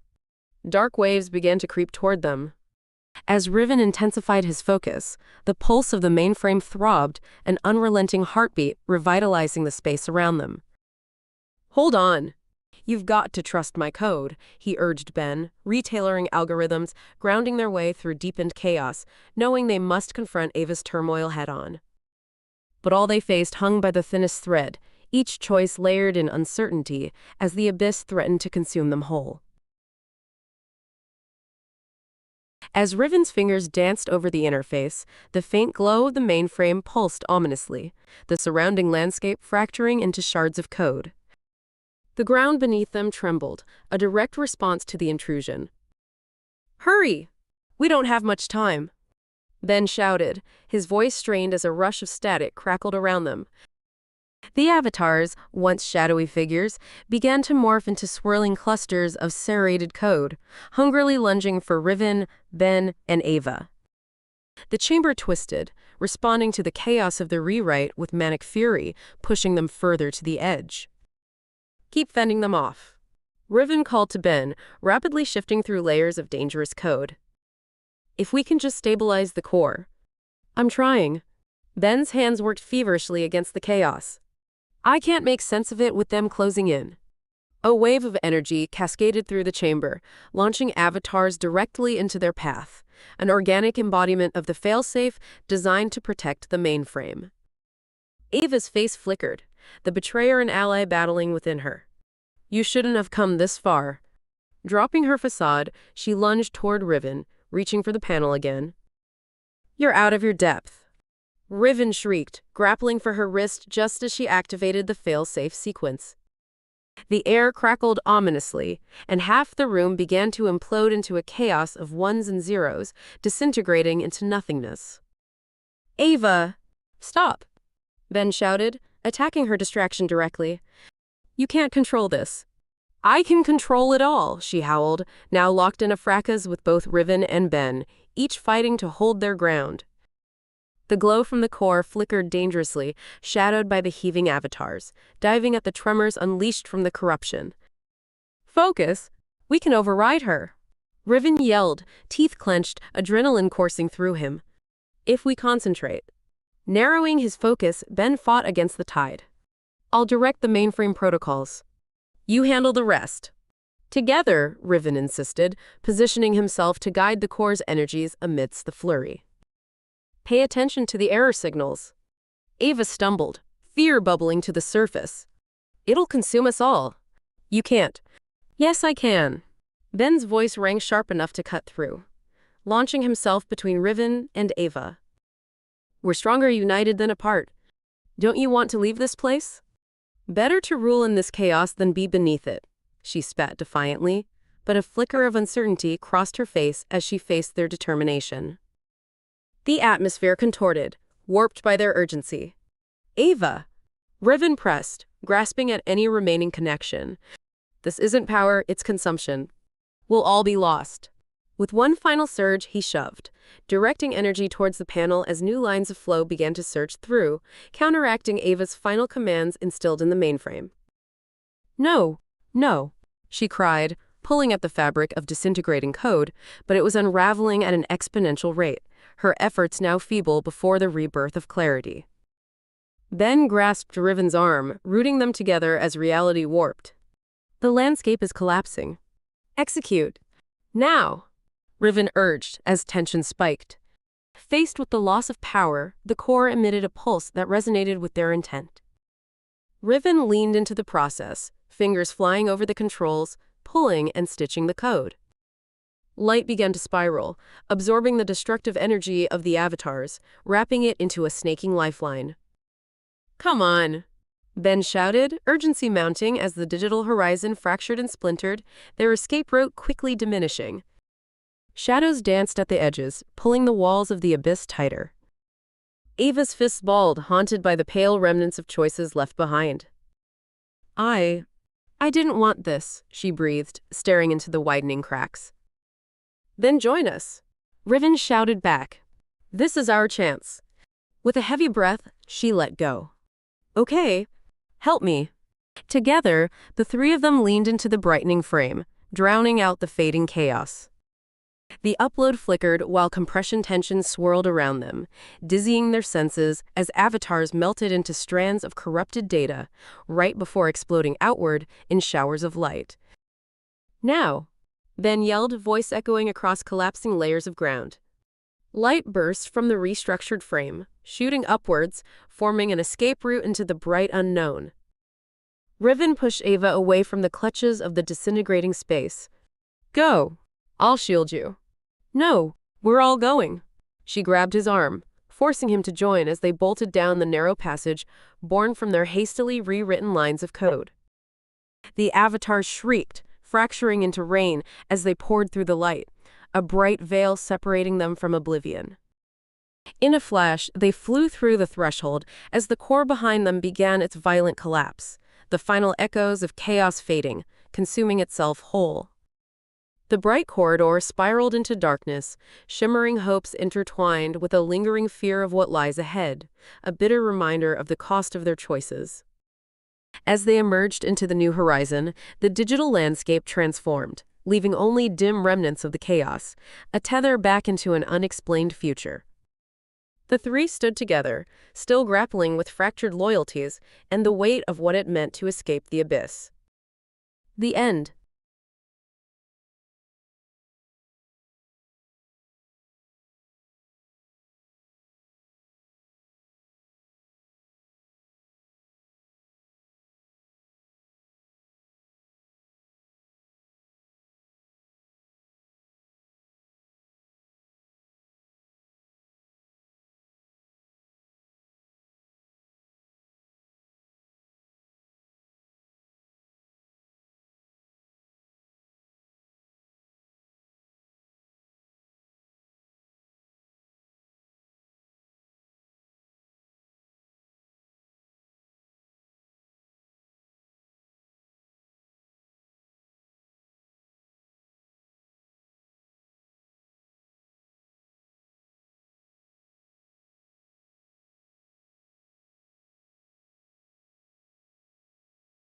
Yurei drifted through the dimly lit corridors of the bureau, her essence slipping past clusters of grumpy spirits like a whisper in the wind. Each hushed, murmured complaint solidified the air with a thick tension, but she paid them no heed. She had other things in mind, an insatiable yearning for freedom fluttering in her thoughts, like a bird trapped in a cage. Pausing, she caught sight of a desk cluttered with mountains of paperwork, littered with illegible scrawls. A man hunched over the desk, his brow knitted, fingers tapping impatiently against a quill that barely had time to catch up with his thoughts. Malcolm, she recalled, a soul burdened by duties that seemed to multiply with each tick of the clock. Hey, Malcolm, Yurei called, her voice light, a ripple of air.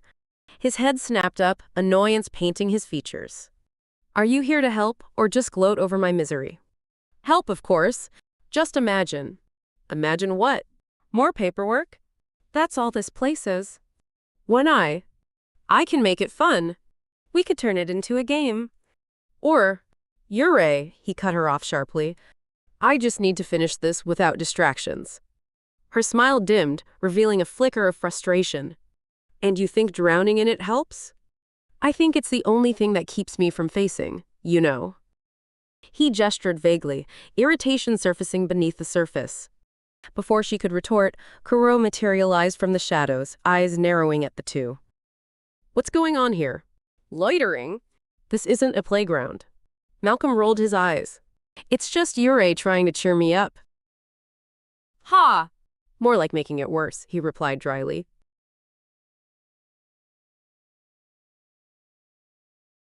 Kuro crossed his arms, his frustration palpable.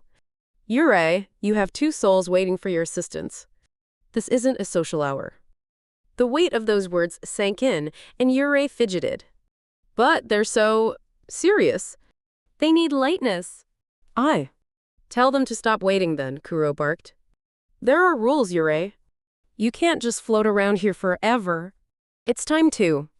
Why does everything have to be so serious? Yurei's voice wavered, challenging the edge in Kuro's tone. She caught Malcolm's eye. Something about his frustration echoed her own. Yurei held her breath, wondering if she could draw him out, even if just for a moment. Kuro stepped closer, inadvertently breaking the fragile thread of connection. You both need to focus. The Bureau runs on chance, but you can't keep playing with the lives of others. Malcolm's gaze flickered between them, a storm brewing in his chest. You think I don't want to? I want out of here just as much as anyone. Silence draped itself over them like a shroud, tension crackling. Yurei raised her chin, unwavering. Then let's make it happen, Malcolm. Right now. Stop trying to console him, Yurei, Kuro interjected. You have your duty and he has his. Malcolm's eyes darted toward his paperwork, and the flicker of hope that had ignited in Yurei dimmed. The oppressive atmosphere thickened with unmet desires, laden with unspoken words swaying heavily in the air. Something shifted between them, a dance around their shared frustrations and unyielding responsibilities.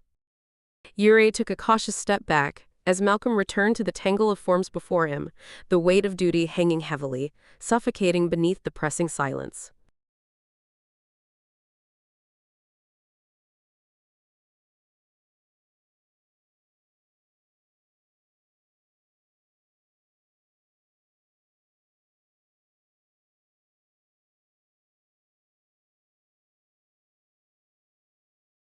Yurei floated through the muted hum of the bureau, guided by a restless energy only she could sense. The walls, draped in tired pastels, seemed to absorb the exhaustion swirling within the spirits. Turning a corner, she stumbled upon an administrative room. There, Aisha sat in solitary confinement among stacks of unopened envelopes and dusty files, her pencil dancing over the parchment in a way that made it seem less like work and more like a desperate escape. Hey! Yurei called, her voice bright against the drabness of the space. Aisha looked up, her eyes wide with a spark of hope. Yurei! You came. I've been trying to finish this piece. She gestured wildly at the chaotic sketches strewn across her desk. Lines and shapes twisted together in a confusing but enchanting draft, almost alive beneath the half-finished strokes. Let's complete it together, Yurei exclaimed, drifting closer, a thrill of anticipation coursing through her. But I have to, Aisha's voice faltered, hesitation creeping back in. I need more time. This isn't right yet. Who cares about right? Art doesn't fit into boxes, Yurei encouraged, reaching out to trace a curve with her fingertip. Allow it to breathe. But as Aisha's pencil swept across the page, her expression darkened. I'll never finish. There's too much waiting for me. The forms, the signatures, the requirements. She dropped her pencil in defeat, hands draping over the desk like wilting flowers. Yurei frowned. What forms? Before Aisha could respond, the familiar weight of Kuro descended upon them, an aura of authority snuffing out any remnants of lightness. What's happening here? He demanded, surveying the room with a cautious eye. Aisha stiffened, her shoulders curling inward. Nothing. Just trying to work. Kuro inspected the desk, finding the colorful sketches amidst the black and white drudgery of administrative forms. Art? You think this is a joke? Aisha, you have paperwork to complete before anything else. I can't focus on that right now, Aisha protested weakly, a note of panic threading her voice. Focus, Aisha, he snapped, his tone ice cold. You can't skirt your duties. You have to. I'm working. I'm just trying to. No, Kuro interrupted, impatience spilling over. You'll never move on if you waste your time daydreaming. You must fill out these forms first. He tossed a stack of papers onto the desk like throwing weights onto a sinking ship. Aisha's expression fell, color draining from her face. I thought I could. Yuri pressed forward. She needs to finish this, Kuro. Let her have a moment. Just one. Moments are luxuries, Kuro shot back, glancing at Yuri with a mixture of annoyance and judgment. If you want her to progress, get her to complete what's required. You know the rules. Rules. The word hung heavy in the air, the weight of it suffocating Aisha's creativity. Yuri felt her resolve waver. Aisha moaned softly, fingers hovering over her sketches, as if caught in a trance between two worlds, one offering fleeting inspiration, the other tethering her to the bureau's drudgery. Just a little help, Yuri, Aisha whispered. I could really use a break from. You can't keep escaping, Kuro interjected, grounding the moment. You have responsibilities. Here. His finger jabbed toward the stack of forms. Prioritize that. Prioritize this? You have no idea what this means to me. Aisha shot back, anger brimming just beneath the surface. Exactly. Kuro's voice gained a sharper edge. This is why you're trapped. You trade one form of despair for another. Yuri felt the gulf widen between them, a vast chasm of longing and resignation, a battle of wills bitterly unfurling.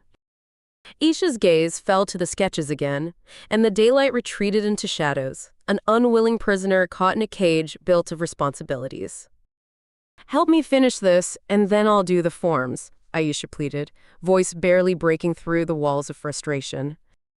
For a heartbeat, Yuri hovered, caught between two forces, one that offered the glimmer of creativity, the other the weight of obligation.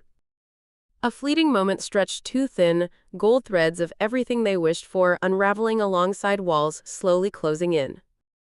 Yuri glided through the bureau, the air tinged with tension like an unsung melody echoing off the walls.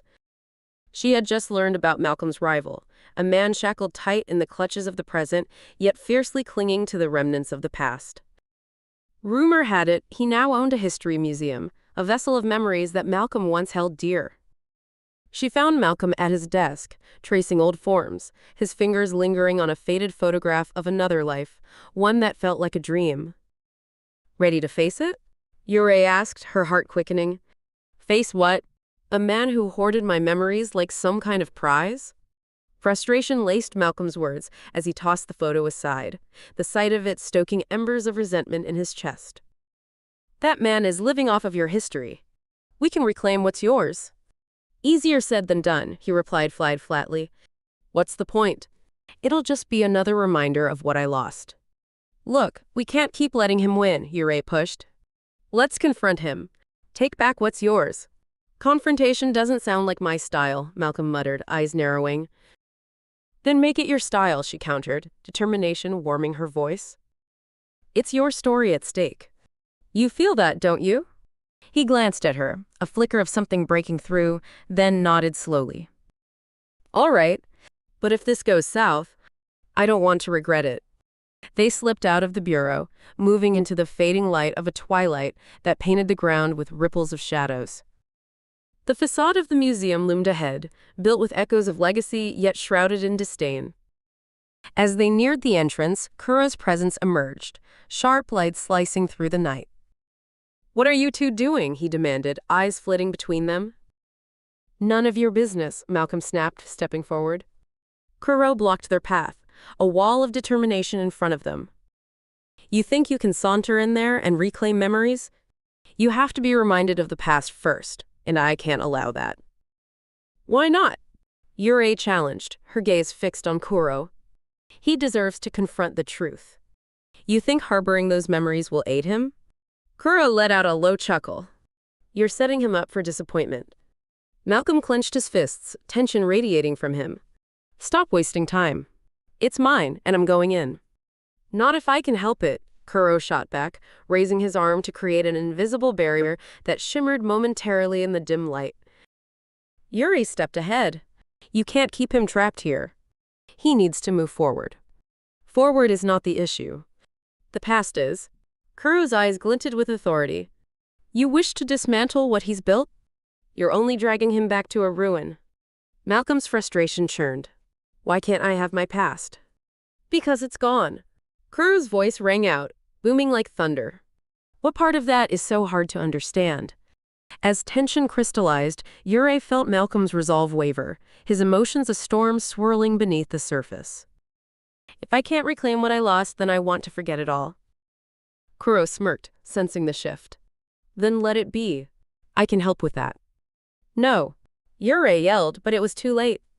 Kuro's barrier expanded, swallowing Malcolm's memories, displacing pieces of the man, not liberating him, but leaving fragments in the shadows. Malcolm's eyes dimmed as recollections began slipping away, replaced by a void that carved deeper lines across his face.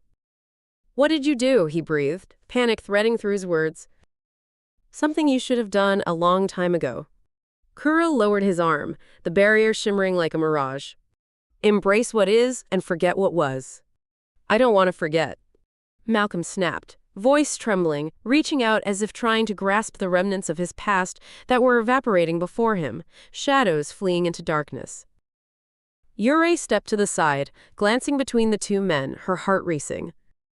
The confrontation was no longer about reclaiming history. It had twisted into an unexpected battle over identity, revealing truths neither could deny. The museum waited like a siren, promising answers, while Kuro's presence threatened to erase every trace of it. The shadows loomed larger, and something within Yurei shifted. They were standing at the brink of a chasm, a choice to be made, memories slipping like water through fingers, the cost of the past weighing heavy in the air. The soft glow of gallery lights bathed the room in an ethereal ambiance, softening the edges of Aisha's colorful canvases. Yurei stood beside her, a buoyant energy radiating from her as the opening night buzzed around them. Guests milled about, engaged in hushed conversations, laughter weaving through the air like a melodic undertow. Aisha, this is it, Yurei said, practically bouncing on her toes. Look at all these people. You're finally going to show them what you can do. Aisha stood rigid, her fingers gripping the edge of her canvas. What if they don't like it? What if they mock my work? Each word dripped with self-doubt, a heavy shroud clinging to her thoughts. Let them come. You're not creating this for them, you're creating for you. Yurei nudged her gently. Face them. Show them your truth. I don't think I'm ready. Aisha darted her gaze to the gathering crowd, fear etched into her painted features. Yurei leaned closer. You are ready, Aisha. The time for waiting is over. Just then, a gust of colder air swept through the gallery, and Kuro appeared, his posture stiffening the space around him. This is a mistake. His voice sliced through the optimism, derailing the excitement like an unexpected downpour. What do you mean? Aisha asked, uncertainty flickering in her eyes. You're inviting judgment. The critiques could be brutal. Kuro stepped forward, merging the shadows into a heavy weight pressing down upon Aisha. What you have in front of you isn't applause, it's a battlefield. Aisha's momentary resolve waned, her confidence cracking like fragile glass. But I need to. Need? Kuro interrupted. You need to consider the cost. You may lose more than you gain. Yurei shot him a glare. Let her decide that. She's here because she wants to show the world her art. Not because you think. Art is not a shield against reality, Kuro countered, folding his arms. It's just fodder for critique. Determination flared within Yurei, pushing her to stand firm. She deserves a chance. Kuro shrugged, a sly smirk dancing on his lips. Then let's see just how much courage she has. Before Aisha could respond, Kuro waved his hand and the gallery plunged into disarray. The lights flickered, casting shadows like moving specters, laughter morphing into shrill voices that echoed, drowning out Aisha's spirit. Guests darted about, confusion blurring their faces, a palpable anxiety weaving through the excitement as chaotic energy erupted. Aisha recoiled, her canvas trembling under her fingertips. No, this can't be happening. Face them, Yurei urged, pushing through the cacophony. This chaos, it's not about you. But Aisha whimpered, caught in the storm that Kuro had conjured around her.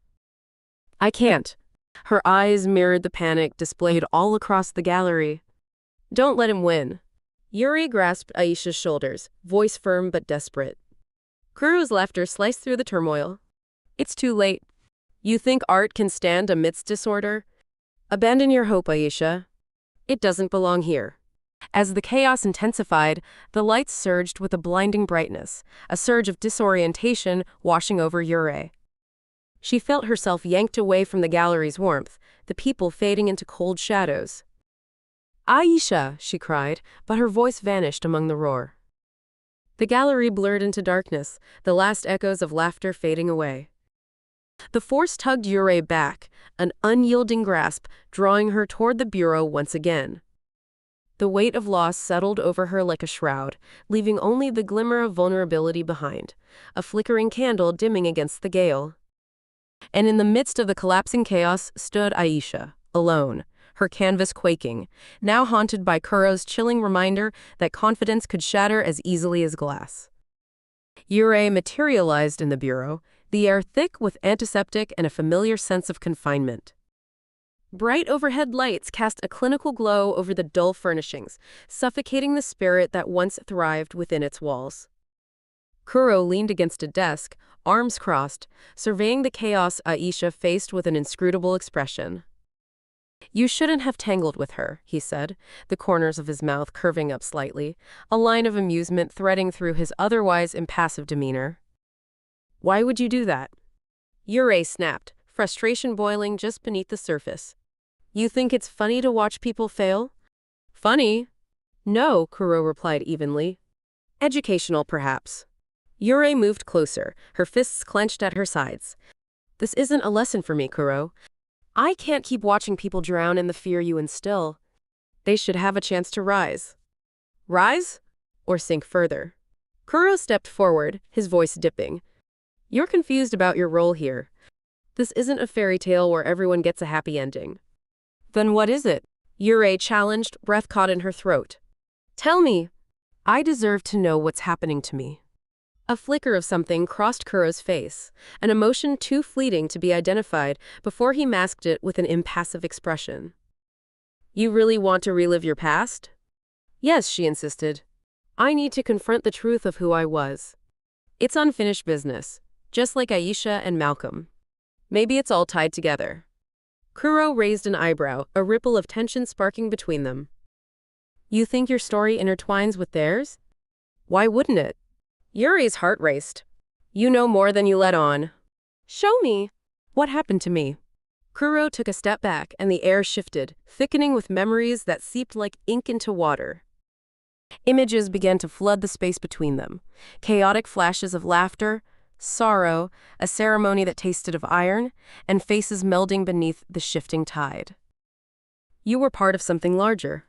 Kuro's voice resonated through the hallucinatory haze, fragments weaving their way into clarity. "Your unfinished painting was an echo of their destinies." "What?" Yurei felt the world tilt, her voice barely rising above a whisper. "What do you mean?" A series of fleeting scenarios played out, the colors rich but tainted with darkness. Malcolm's desperation, Aisha's yearning, a shrouded figure at the center, a thread unraveling, connecting the three of them, binding them in ways their stories concealed. "You died just as your art and stories converged. Your sacrifice was a catalyst." Kuro continued, each word weighed with the gravity of revelation. "And now they're searching for what you left behind." "No." Yurei recoiled, the weight of truth crashing over her like an avalanche. "I don't want to believe that." "They?" "They can't be connected through me." "They are," Kuro said, steady as a metronome. "Every attempt to free them leads you deeper into the cycle, a rebirth of past mistakes." Angzher churned within her. "Why would you let this continue? Don't they deserve a chance to live free of my shadow?" A pause stretched taut between them. Kuro's eyes were mirrors reflecting the burdens of countless souls. "That's the question, isn't it? You were drawn here to hold them captive in order to hold yourself together. You think you're the one breaking free?" Sudden clarity pierced through her haze of confusion. "So my past is a prison? That's why you won't let me help them?" "Your past isn't the only thing binding you, Yurei." Kuro's voice softened slightly. "They're tied to you, yes. But you're tied to them too. The resolution you seek lies not in your escape, but in their confrontation." Yurei trembled at the weight of those words, grappling with the reality of entangled fates. "So what now? I can't watch them suffer while I find my answers." "Correction," he replied, To discover your answers, you must let them face the storm together. Their paths cannot separate. But I don't even know if I can help them at all, she practically begged, uncertainty seeping into her resolve. Kuro merely inclined his head toward her, a silent challenge blazing in his eyes. If you want to reclaim your past, then you must be prepared to face what lies ahead, he said, voice gradually softening, not with compassion, but with resignation. You will either free them, or you will be consumed by the weight of their destinies. As the shadows closed in around them, Yurei stood at the precipice, the confrontation looming. Threads of fate weave tighter, binding every unspoken story, every unresolved piece straining against the fabric of her existence. The question lingered in the air, shrouded in uncertainty. How could she, a spirit of unfinished business, confront the crossroad of her own entangled story with others? The air crackled with tension as Yurei stood outside the gallery, her heart echoing like a drum in her chest. Dim lights flickered above, shadows racing across the pavement, mirroring the chaos brewing inside. She breathed deeply, steeling herself for what was to come. Together, a confrontation loomed, one that reached beyond her own past and entwined the fates of Malcolm and Aisha. Inside, Malcolm slumped against a wall, arms crossed, defiance sparking in his eyes. Aisha stood opposite him, her artwork a riot of color surrounding her, but the vibrancy of her canvases dimmed in the haze of doubt. They sensed the storm brewing, the malevolent presence of Kuro lurking just beyond the threshold, a specter eager to snuff out their candles of hope. "Let's just leave," Aisha suggested, a tremor lurking beneath her voice. "We don't need this," Malcolm snorted, arms folding tighter. "And let him win? No thanks." She glanced at him, searching for understanding. "What if this is just a trap, Malcolm? What if we walk into darkness?" "You say that as if it won't find us anyway," he shot back, frustration bubbling. "It's already here." Yurei stepped inside, her presence a silent resolve as she moved towards them. "You're both stronger than this," she said, grounding her words in the gravity of their shared struggle. "We need to confront the fear together. This is our moment. Kuro will just twist it. It will end badly." Malcolm huffed, resolve cracking as Kuro's echoes loomed over him. "There lies," Yurei said, eyes locking onto his. "You've faced shadows before. It's time to dismantle them." Aisha shook her head, arms tightening around herself. "But what if we're not enough? What if we're just fragments of broken stories?" "Then we'll collect every shard and take Kuro down," Yurei declared, voice steady. "Just remember who you are and why you are here." Suddenly, Kuro's laughter slithered into the room, dark and mocking. He materialized in the corner, shrouded in shadows, his gaze piercing. "Do you truly think you can escape? You have all danced in my hands for far too long." Malcolm straightened, chin lifted as he faced the figure. "You don't own us. We decide our fate." Kuro's laughter intensified, reverberating against the walls, rippling through the air. "And do you even know what fate is? Bound by regrets and woven from fear." Yurei stepped forward, fortitude surging within her. "What you think is power is merely control. You don't understand the strength within us." "They've already succumbed to their insecurities," Kuro sneered, gesturing toward Malcolm and Aisha. "They've relinquished their power, willingly shackled by memories." "No," Yurei challenged, anchoring her gaze on her companions. "You've haunted us long enough. You thrive on our fear, yet we can reshape it. Together." A shimmering glow began to emanate from within her, pulsing with a rhythm that mirrored the racing hearts around her. Gradually, Malcolm and Aisha drew closer, the warmth of unity igniting within them, light coalescing in the cracks of their uncertainty. Malcolm clenched his fists. "This is our life. We won't let you rewrite it anymore." Aisha's resolve solidified. "You think I'll shrink away? You don't know what I can do." Kuro's smirk faded, annoyance creeping into his expression. "You believe this foolish gathering will protect you? You're always one mistake away from erasure." "No," Yurei interjected, the glow intensifying. "You will not take us. Not again." With every word, the room vibrated, walls shuddering as if recognizing their resolve. The darkness erupted, tendrils of shadow reaching out, but they stood firm, Yurei, Malcolm, and Aisha, bound not by fear but by unconditional courage. Kuro lunged, spiraling into chaos, but Yurei thrust her resolve toward him, her memories cascading like a waterfall, the moments of laughter, loss, creation, and rebirth, all converging in brilliant clarity. My past does not bind me. You are merely the remnant of my unfinished work. A surge of energy burst from her, intertwining with Malcolm's defiance and Aisha's determination, a kaleidoscope of color piercing through the shadows. Kuro's form flickered, a silhouette of malice greeted by their united light. The very darkness he wielded began to dissolve. No! Kuro bellowed, frantically trying to regain control, but he was enveloped in brilliance as the colors washed over him, illuminating the shadows that once defined him. Together, Yurei commanded, her voice a rallying cry as they pressed against the encroaching dark. With one heart, they forged ahead, transcending past pain and insecurities, claiming their fates anew. Kuro faltered, clenching against a surge from within, a power he could no longer contain. His essence unraveled, dissipating in a cascading spray of shadows, leaving nothing but silence in his wake. In the aftermath of the storm, clarity lingered around them, a soft glow enveloping Yurei, Malcolm, and Aisha, no longer bound to the shadows of what once was. They stood at the precipice of creation, their destinies intertwined, forever changed yet resplendent in their newfound freedom. Yet even as dawn broke, casting warm hues across the gallery, echoes of the past lingered, crafting new questions in the spaces between them, a testament to battles fought but also to futures yet unspoken. The end.